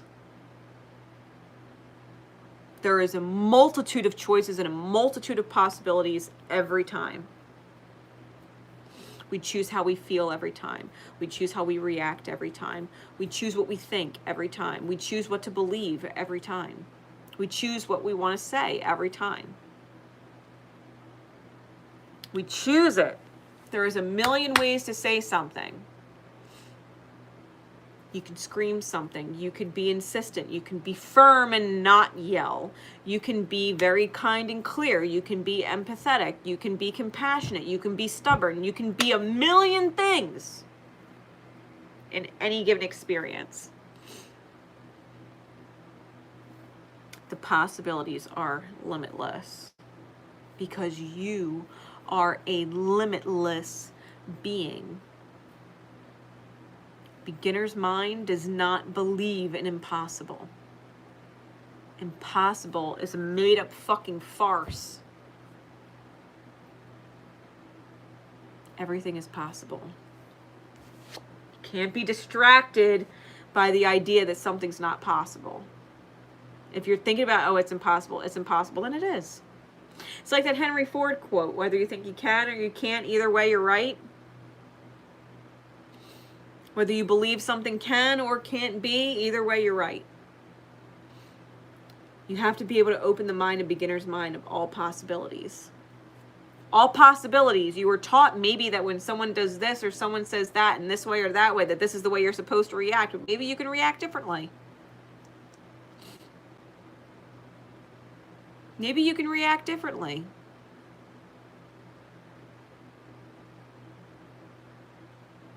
Maybe you could be proud of yourself. Instead of feeling like a weak victim, maybe you could be proud of yourself. Think about that. Carrying on the whole idea of, as an example, right? The idea of a twin flame being with a karmic and blocking you and blah, blah, blah. You could choose to be hurt. You could choose to be unforgiving. You could choose to listen to other people when they say, oh, fuck them, forget about them, they're with so-and-so, you deserve better, blah, blah, blah, blah, blah. Oh, someone cheats on you or moves on, like you're supposed to hate them, you're supposed to get over them. When really, you have a million other possibilities. You can choose to have faith. You could choose to move forward. You could choose to do your own thing. You could choose to continue to love someone. You could choose to forgive them for being a hurt person in a hurt state because they hurt you. And if they hurt you, it's because they're hurting inside. You could choose compassion. No, I'm sorry. I can't be angry with them. I can't hate them. And to be fair, I don't want to move on. It doesn't feel right to my soul. I'm going to believe in them. I'm going to go do my own thing in the meantime. I'm going to align myself with my own life in the meantime. But I'm not going to hate them just because that's the expected reaction. That doesn't feel right. You can choose a million things. You can choose a million things. Forgive me, guys. My nose has been going nuts since I got down here. Literally, it's been going crazy this entire life. And it wasn't before I came down, and it's going crazy now. It's been. I want to itch it off my face. It's crazy. There's a million possibilities. What's the guidance spirit? Secret code name, the golden thread. What's the possibilities? What's the guidance? That's too many. Although safe to be seen is on the top of the chunk. Archangel Gabriel. What is it, please, Spirit? Sacred Revolution. Goddess Kali in Black Obsidian. 46 breaks down to a 10, which is also the 1 and the 0. Here we go. Card number 46. Goddess Kali. That's a powerful guardian, okay? Thank Goddess Kali. In Black Obsidian, if you have a Black Obsidian or can obtain one, I would keep it on you, okay? Black Obsidian, like other black stones, absorbs negative energy and keeps it from you. It protects you from yourself, in a sense, and protects you from the low vibrations of other people, keeping them separate from your being and being a part of your being. It says, we bring you the empowerment of sacred revolution. Revolution comes when a cycle of authority or power is ending. It has become inadequate for the task of leadership now required, and a new order must be established in its place. It is not simply a chapter within a book drawing to a close, but an entirely new book. Perhaps an entirely new genre, opening up according to divine will unfolding. In such cases, subtle change is not going to cut it. You need radical action to bring about the new order. That new order may be in your own world or in your own being. When revolution is sacred, the new order will be that which allows you to become more of yourself to successfully attain your spiritual goals. Kali is a goddess not known for her subtlety. In the spiritual tradition from which she originates, she is called on in times of war when demons seem to be getting the upper hand.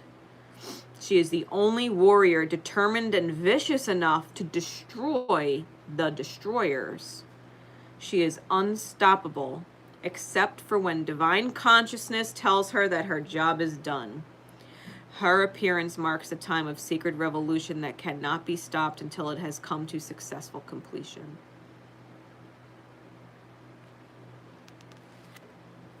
Goddess Kali. Whatever is in your shadows, whatever your demons are, call her in. Tell her to sick them. My demons, I'm done.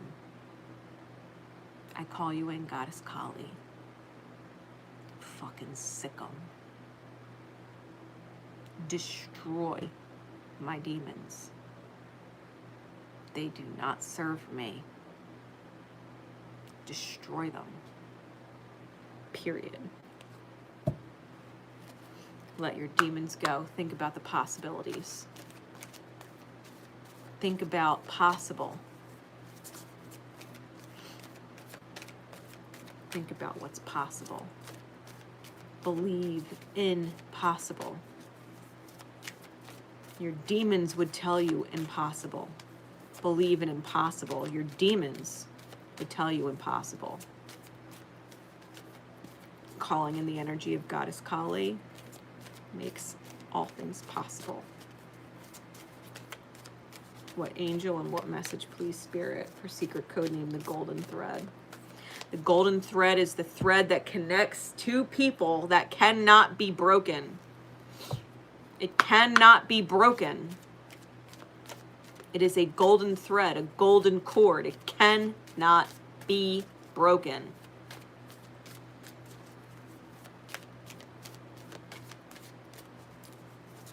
Can't cut that cord.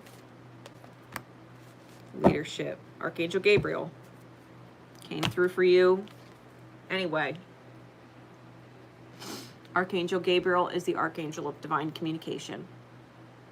Archangel Gabriel, I call you into my being to give me the words I need, to give me the courage to speak them and bring them into consciousness, to bring them into my experience, to make them real. Give me the right words. Leadership, take the lead. Archangel Gabriel, it is time for you to assume your leadership power and position and lovingly guide others. Use your love. Communicate love. And let it lead. Your fears need to go fuck off. Golden thread. Your fears need to go fuck right off. I hope that message helps, because that's crystal clear. Your fears need to go fuck off. Your demons need to go fuck off. Impossible needs to go fuck off. You need to allow yourself to fucking shine. Take a chance. Take a fucking chance on love, man. Take a fucking chance. Let love speak. Let love speak. All right. Secret code name, White Roses.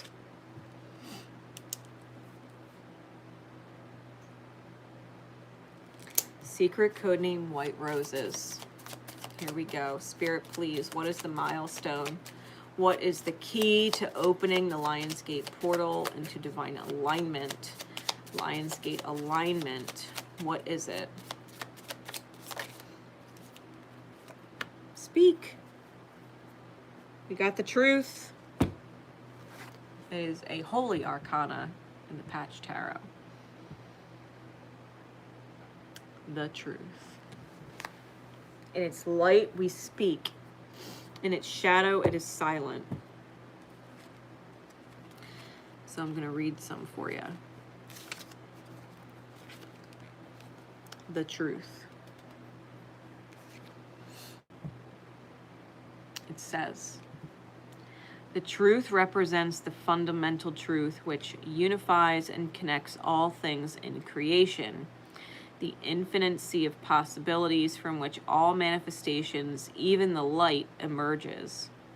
This is simply the concept of infinity. However, the concept of infinity only exists in the presence of the awareness of it. The relationship between consciousness and infinity is what allows for contemplation of the ultimate and supreme truth above all truths. The appearance of the truth in a reading is a call to bring awareness to what is true, and even to bring a voice to this truth at the very least, so that you may know it to be true yourself. The key, speak, indicates that in order for the truth to be heard, it must be spoken and shared. It is the resonance of the truth shared with others that we receive the power of the word. Speak it. Speak it into form. The truth rings different. When people hear the truth and the truth is communicated, it rings differently in people. People know when they're being bullshitted, and people know when they're being told the truth.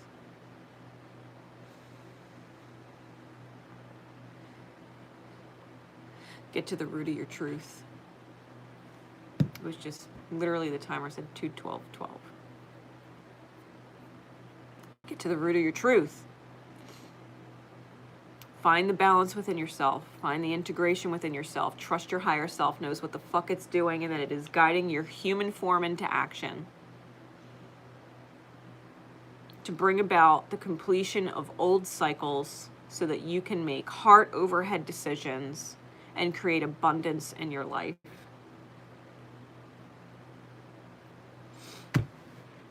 The truth. You are the creator. Pray out loud. Last time this card came up in one of the readings, I was talking about mirror work.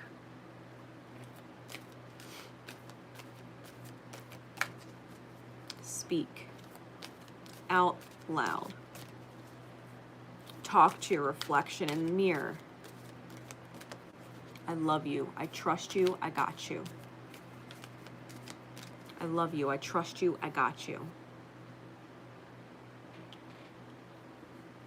You're beautiful. You deserve. We got this.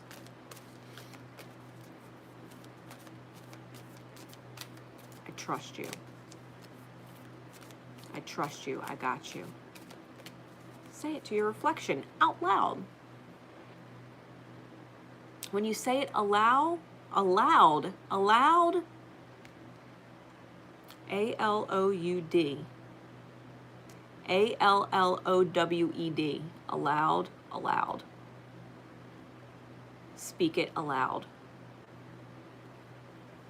It gives it permission to manifest. What is the guidance, please, Spirit? Call in your angels out loud. Spirit, I don't know how you're going to do it. I feel this in my soul. It's my truth. I don't know how you're going to do it, but I trust you. I know you're going to get it done. I don't know how it's going to work. I just know you're going to get it done. I'm listening. If you're listening to me speak out loud, I'm listening to you.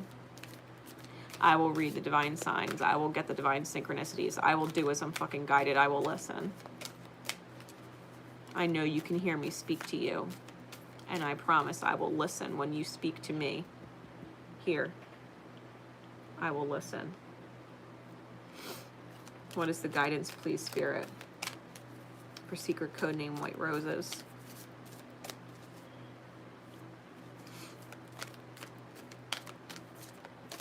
Speak the truth. Not the truth in the mind, but the truth here. Truth is, you know you're capable. The truth is, you can be whoever you choose to be. The truth is, you can respond any way you want to respond. And the truth is that all responses and actions have a consequential reaction. You choose, in truth, what happens next. The truth is, you know if you pop off and you're angry and pissed off, that it's going to create some bullshit. The truth is, if you maintain your composure and you're solid and firm instead, there's a different reaction. Got Heavenly Mercy, Angel Uziel, and Smoky Quartz.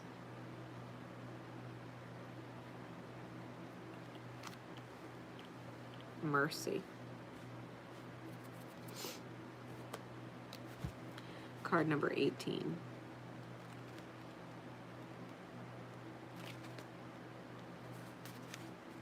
It says, we bring you the gift of heavenly mercy. As you grow spiritually, your energy field becomes more substantial.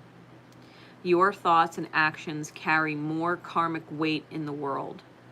As your power increases, your ability to do good increases too. Your positive words can have a potent effect on others. So too can the very human moments where you may be having an off day and unintentionally respond to another in a way that is not unconditionally loving. We do not want you to be afraid of becoming powerful. We know that most often you are going to make a positive contribution with your power. We also know that sometimes you will wish you could undo a choice you've made and its effect. To help you, we offer our karmic protection, where the destructive impact of your actions is softened and the positive effect of your actions is enhanced. As you grow in power and impact, our gift of heavenly mercy will surround you, aligning your actions with divine will and blessing you and all affected by you with divine compassion.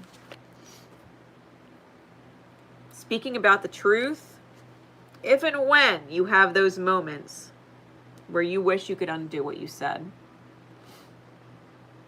bring clarity to the situation. Apologize. I'm sorry.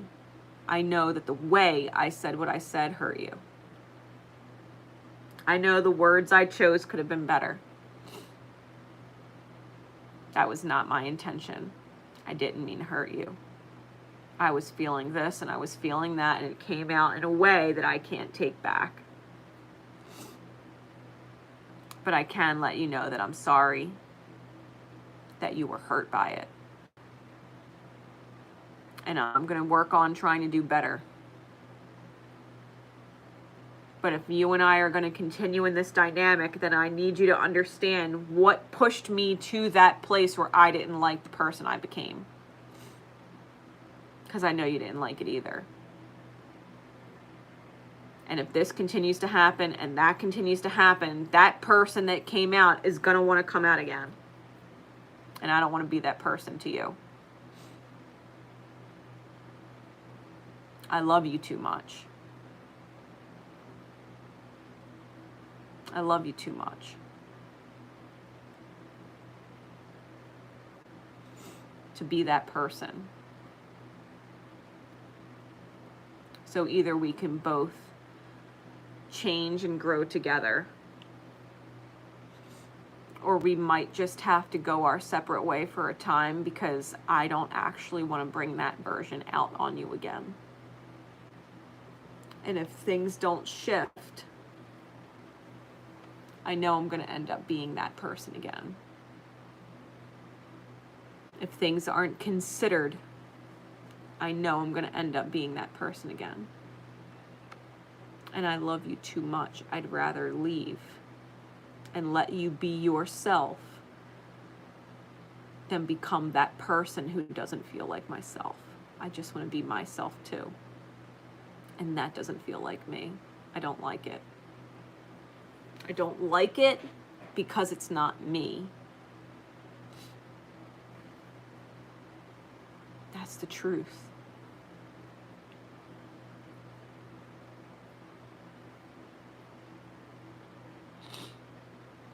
Changes have to be made regardless, right?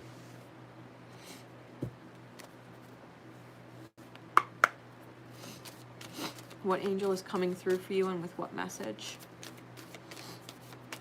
For secret code name White Roses. White roses symbolically are a symbol of pure and innocent unconditional love. Courage. Speak up clearly and loudly. Let the energy be loud. Let the truth ring loud. Courage. Archangel Ariel is the courage of God, or the lion's heart of God. Be courageous and stand up for your beliefs. Stand up for your truth. Show yourself and the people you love some fucking mercy all at the same time. It's truth in soul that actually sets you free from whatever this cycle is. Don't be silent. If you regret being or saying or doing whatever, don't be silent. Express the truth. I'm sorry. However, in order to avoid that again, there has to be some very conscious considerations.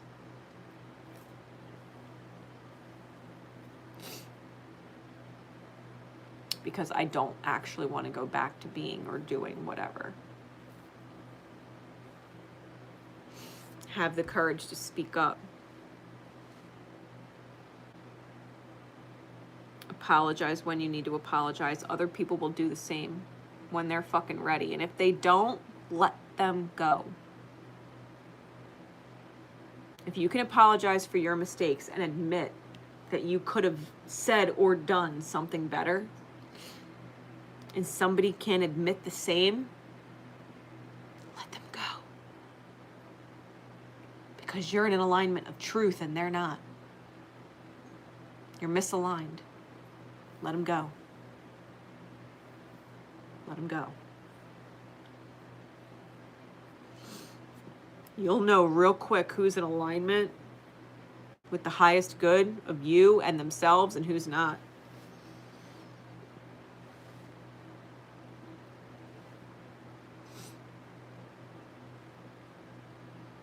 You have the courage to grow.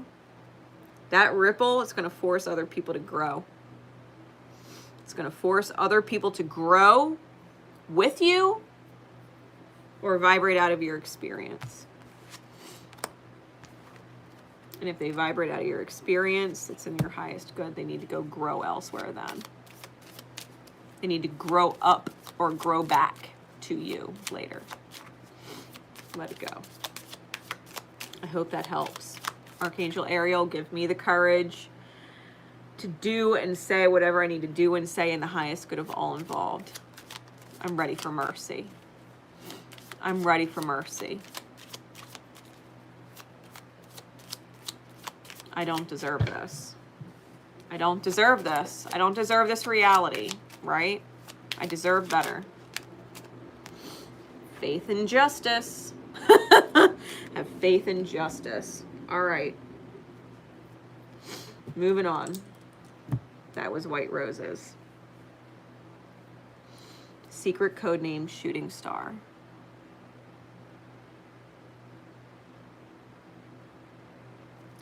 Secret code name Shooting Star. Spirit, please. Ooh, what is the milestone? The key? Crown.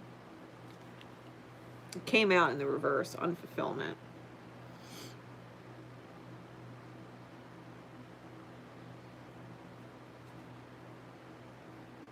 The whole point, or the key through the alignment, is to complete and embody.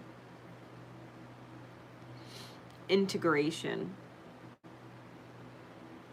The biggest reality, here it is, this is what needs to go, is what is leaving you unfulfilled. What's unfulfilling? Is it a partner? Is it a job? Is it a situation? Family? Like, what is unfulfilling that it needs to go? Even if it has to go on a temporary basis. What is unfulfilling that needs to be addressed? The Crown, right? Patch Tarot. Card number 22. Upon emerging on the other side of the portal, Patch, who's the character in the book, right, in the cards, represents us. Upon emerging from the other side of the portal, Patch experiences a new transcended state of consciousness. He thought in the beginning that if he could detach himself from his body and be a free spirit, but as he completes his journey, he realizes that spirit and body are one, and he is the supreme creator of this reality. His crown chakra is now fully opened. He looks out over the horizon with a feeling of familiarity, realizing he is back where he began his journey long ago, and then takes a step off this new cosmic cliff. When you draw the crown, it describes the grand and harmonious completion and resolution to a cycle in your life, and the beginning of a bold new adventure from a new way of thinking. It most often signifies ideas such as everything coming together at long last, or experiencing mastery of a profession or craft. This card could even signify traveling to new places, both inside yourself and out in the world. In the most cosmic and esoteric sense, the crown represents the ability to take control of your divine destiny, embodying all that you truly are, and actively creating your reality with greater spiritual understanding and enlightenment. The crown is realizing that you cannot live this life experience without your higher self being involved.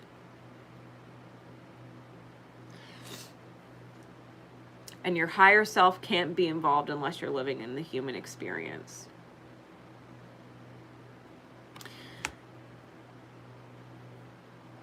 Sometimes, and we've all gone there, because the card was just talking about how Patch, right, the character, wanted to leave the body to free the spirit, right?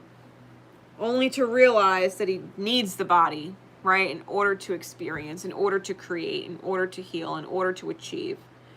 They need each other, right? The spirit needs the body like the body needs the spirit. We've all had moments where we wished we could just end it, that we would just fucking die, that it would all be over and you wouldn't have to deal with any of this shit. The cycle is complete. I don't know what else to do. Right? We've all had these fucking moments.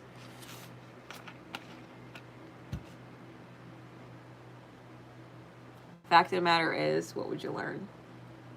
What would you learn if you weren't here? Just floating around in the nothing.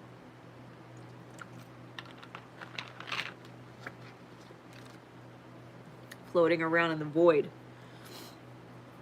Because in reality, if you think of outer space, there's light, creation, actual matter, whether it's planets or stars or asteroids or whatever. There's actual matter.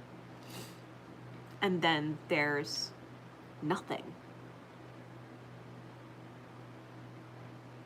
If you are not of creation, you are in fact in the nothing. It's nothing.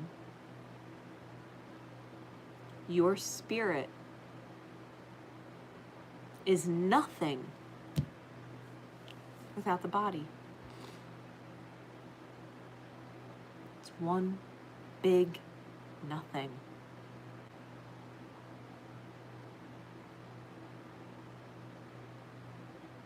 The only reason why mediums can pull on energies in certain pieces of the nothing is because they were once something.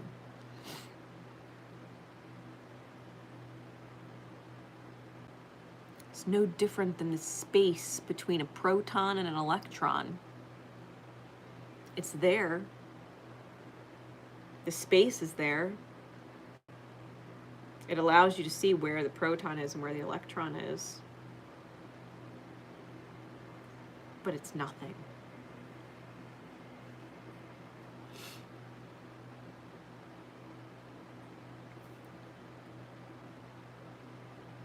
Being in the reverse, right? This card came out reversed. You have to realize being unfulfilled is a choice of perspective. It's a choice of perspective. You can be grateful for all that you've experienced here, for all that your soul has witnessed. You can be grateful for all that you're being given, for all that you're receiving, for everything that's being done for you. Or you can value it as nothing. It's unfulfilling. Why do you think pieces of the nothing, souls, come here into creation? We are the light. We're in a realm of light.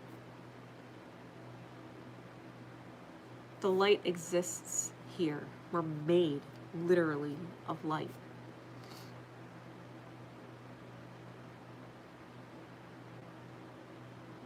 We react in light. We are seen in light because we are of the light.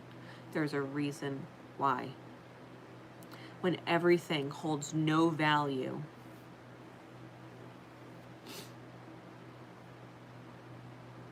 we got a problem. We got a problem. I truly do believe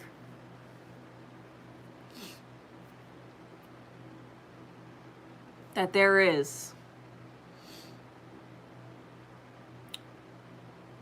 maybe undiscovered to us as of yet a key to immortality. The reason why we haven't discovered it yet is because a part of us gets so disappointed in everything, so frustrated with everything that we don't want to find it. Life is so terrible. Why would anybody want to live forever?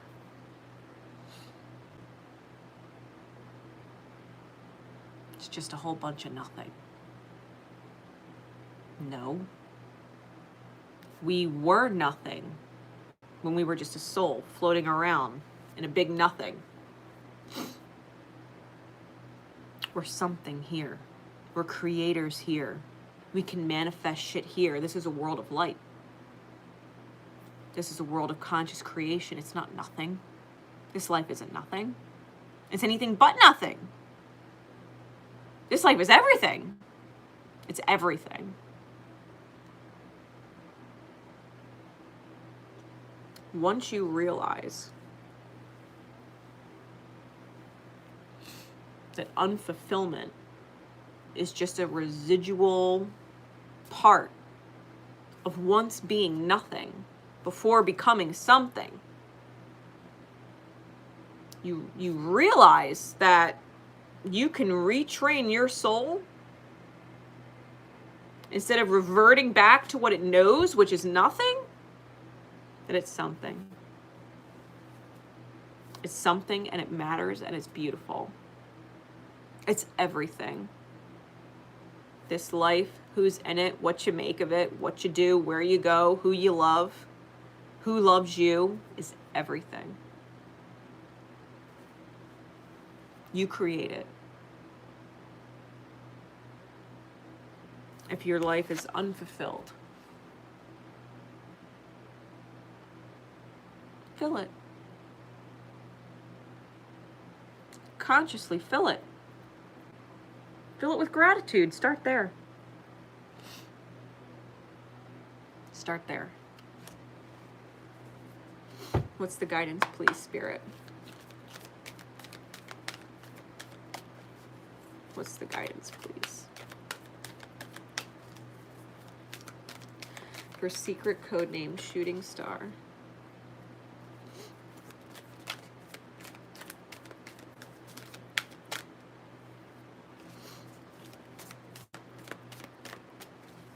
What's the guidance card to help them through this portal energy? If the key is complete embodiment.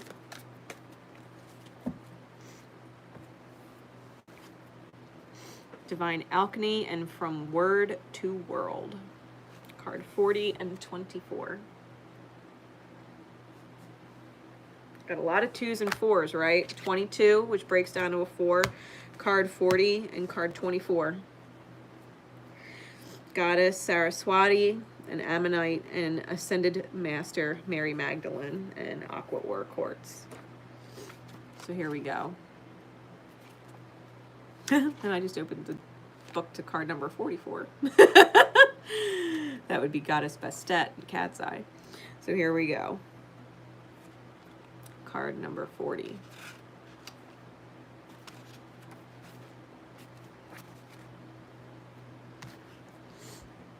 From word to world. We bring you the empowerment of word to world. What you speak with intention, you shall manifest. You are blessed with the creative power of an open and activated throat chakra. That's a lot of blue, ain't it? As you release subconscious fear of speaking your truth, memories of being silenced, and claim your true divine voice, your ability to change your world through your intention is amplified. You have the power of divine creation through sound in you. What you wish to create and experience, speak of joy. Speak of with joy. What you wish to create and experience, speak of with joy.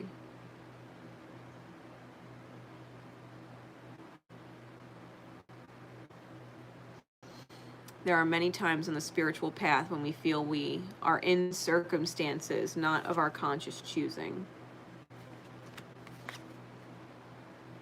In fact, we may think, there is no way I would have chosen this situation.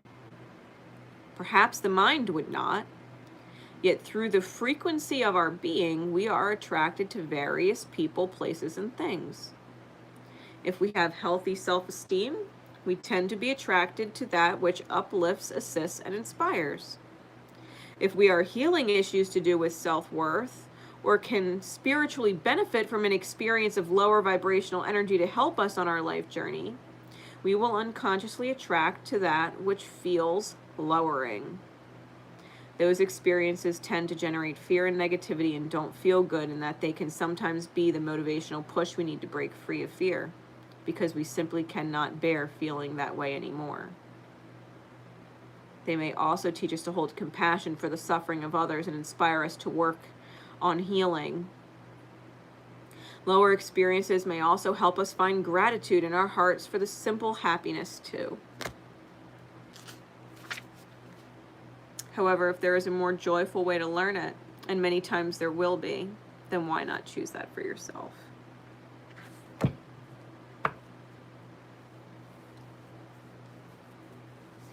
You've been manifesting unfulfillment for a really long time.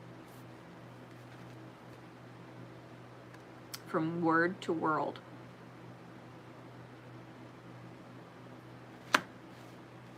Think about what you've said out loud over the course of years. I hate people. I don't trust anybody. Blah, blah, blah, blah, blah. You're speaking some seriously powerful shit.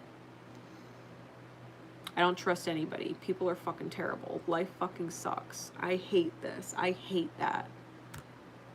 You gotta change that energy around. You can. You can. You start speaking new words. Where there's a will, there's a way. I'll figure it out. I believe. I have faith. Life is getting better for me all the time because I'm getting better for myself all the time.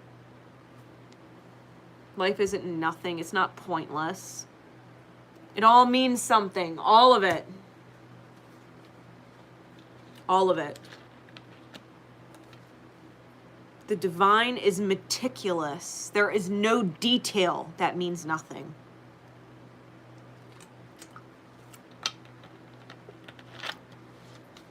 No detail that means nothing. Card number 24.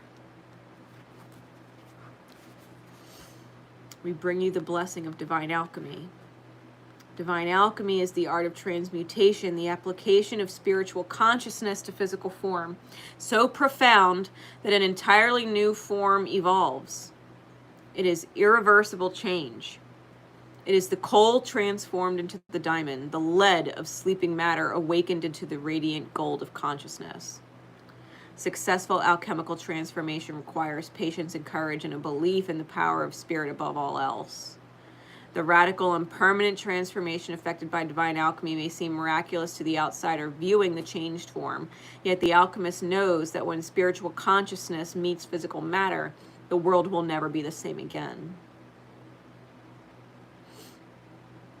This card came out for someone else as well.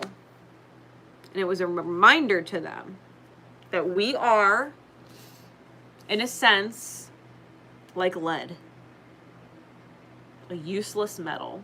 No different than the soul is useless in the nothing. It's useless. Just nothing. We're like lead when we get here.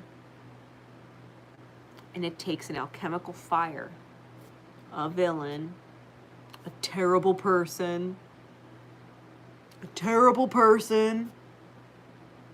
who hurts us so much,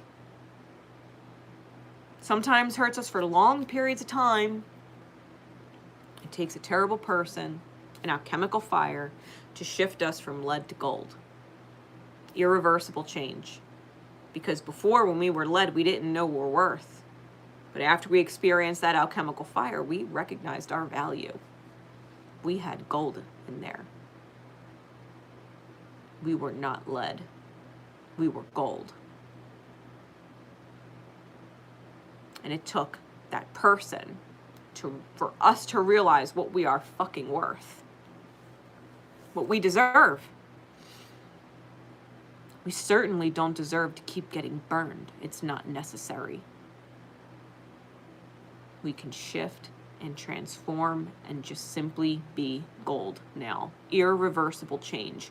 You cannot go back to being lead and forgetting your worth because you would never dare tolerate that kind of treatment again.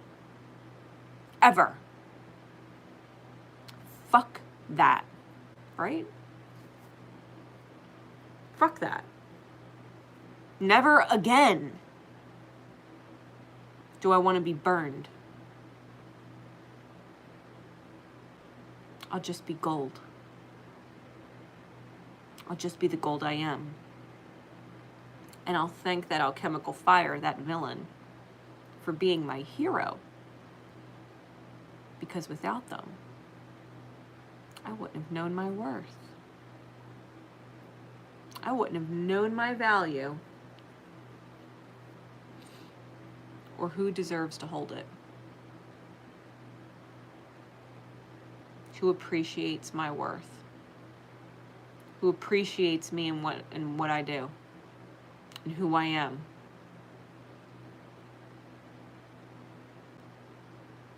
Think about it. Thank your villain, because they're your hero, your catalyst from going from lead to gold. The difference between feeling like nothing, being made to feel like you are nothing from someone. They treat you like you're nothing, only to find someone who looks at you like you're something. Why the fuck would you ever go back to a person who looked at you like you're nothing? You wished on a shooting star to matter. I want to matter. I want to fucking matter. Yeah, that's what your soul said when it was floating around in the nothing. I want to matter. Matter. Think about the words. Matter. Physical matter. I want to matter.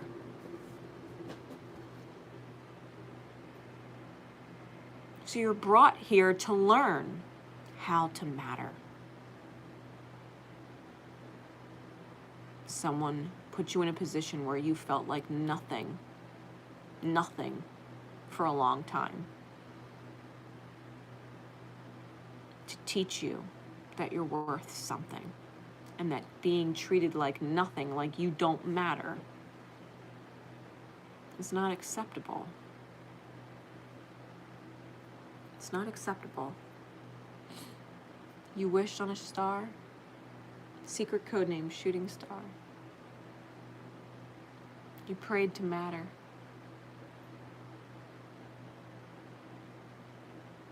At the end of the day, it didn't matter who it was. You just wanted to matter.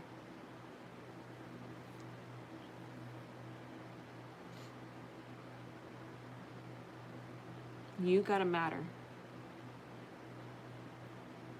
You gotta matter to you.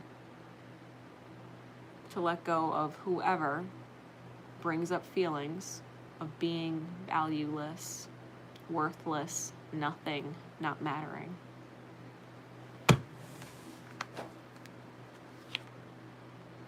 You fucking matter. You're not nothing. Look at Mary Magdalene. She's the counterpart to Jesus Christ. And society would have told her she didn't fucking matter.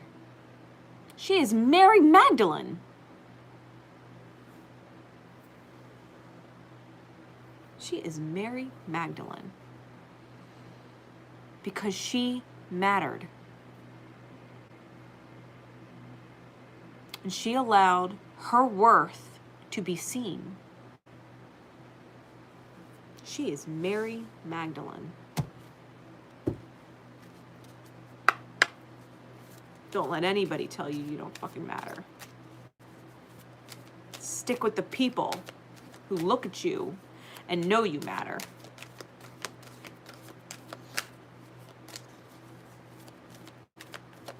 What angel is coming through and with what message, please, Spirit, for secret code name Shooting Star? This Lionsgate energy. Walk through the portal, man. Walk through the portal. This is it. This is alignment. You fucking matter. Stick around people that show you with their actions that you matter. They put a roof over your head because you matter. They care about you and make sure you have what you need because you matter. They care about your kids because you matter. You fucking matter. Because the person who treated you like it didn't matter didn't do any of that shit. Didn't do any of that shit. Yeah, indigo and crystal children, prioritize. You're being observed by children. You have a bond with children, and in particular, you can help children who are sensitive listen to the bigger messages. Prioritize. Focus on your highest priorities. Archangel Metatron will help you get organized and motivated in yourself.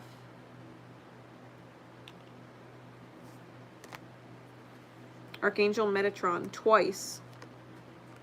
Look at the reality. Look at the signs.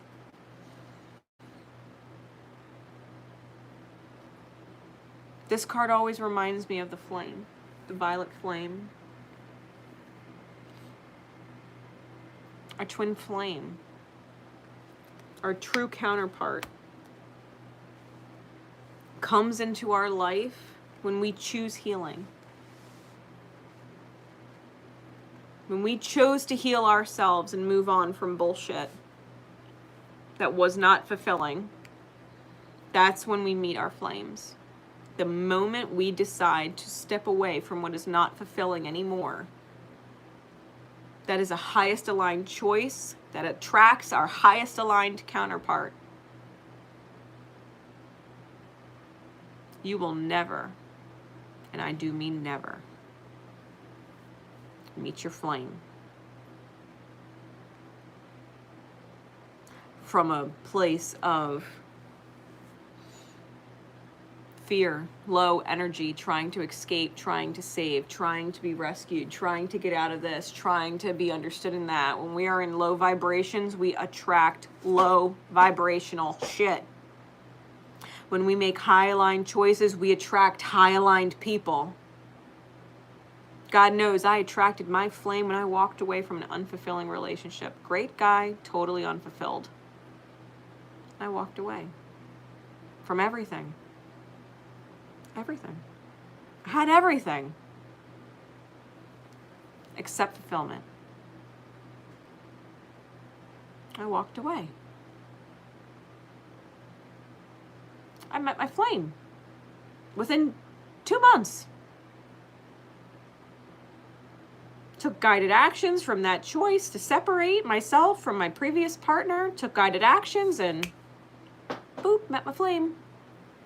I made a really high aligned choice and it aligned me with my highest aligned partner. You will never attract your flame in a low vibration.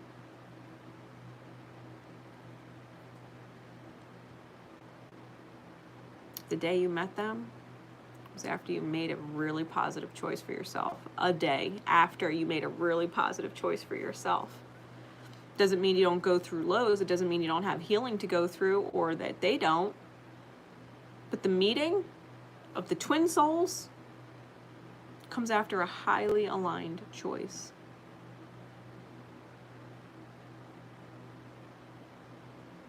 I hope that put some perspective for you.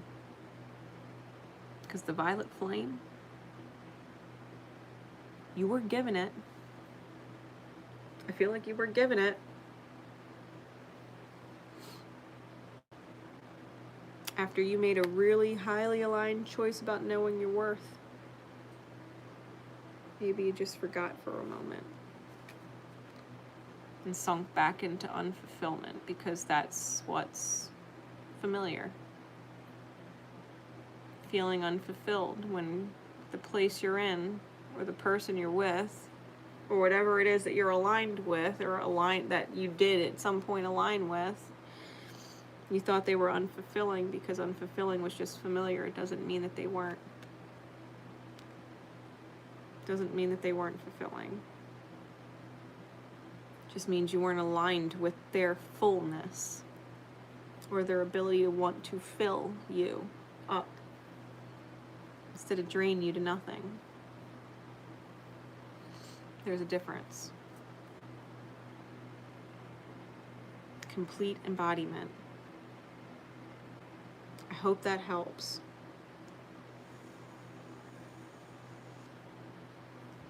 If and when you find yourself in doubt and don't know what to choose, refocus and prioritize on your children. Where are they better off? Where are they happier? Where are they safer? If you can't trust yourself, trust what's best for your children. Trust you know what's best.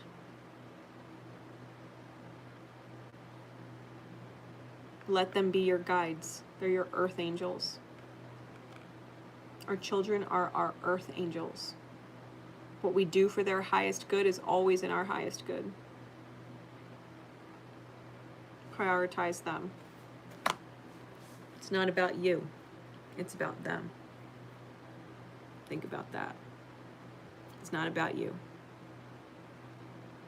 It's about them. What is actually best in the highest good of your children? Does it reflect in their happiness? I hope that helps. So, that wraps up. That is the end of the secret code names, all 14. That was secret code name Shooting Star.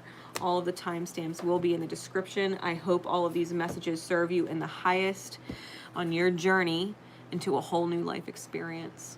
I love you all very much. This is Divine Rebel Racey signing out. Until next time, guys. Love each other, and most importantly, love yourselves.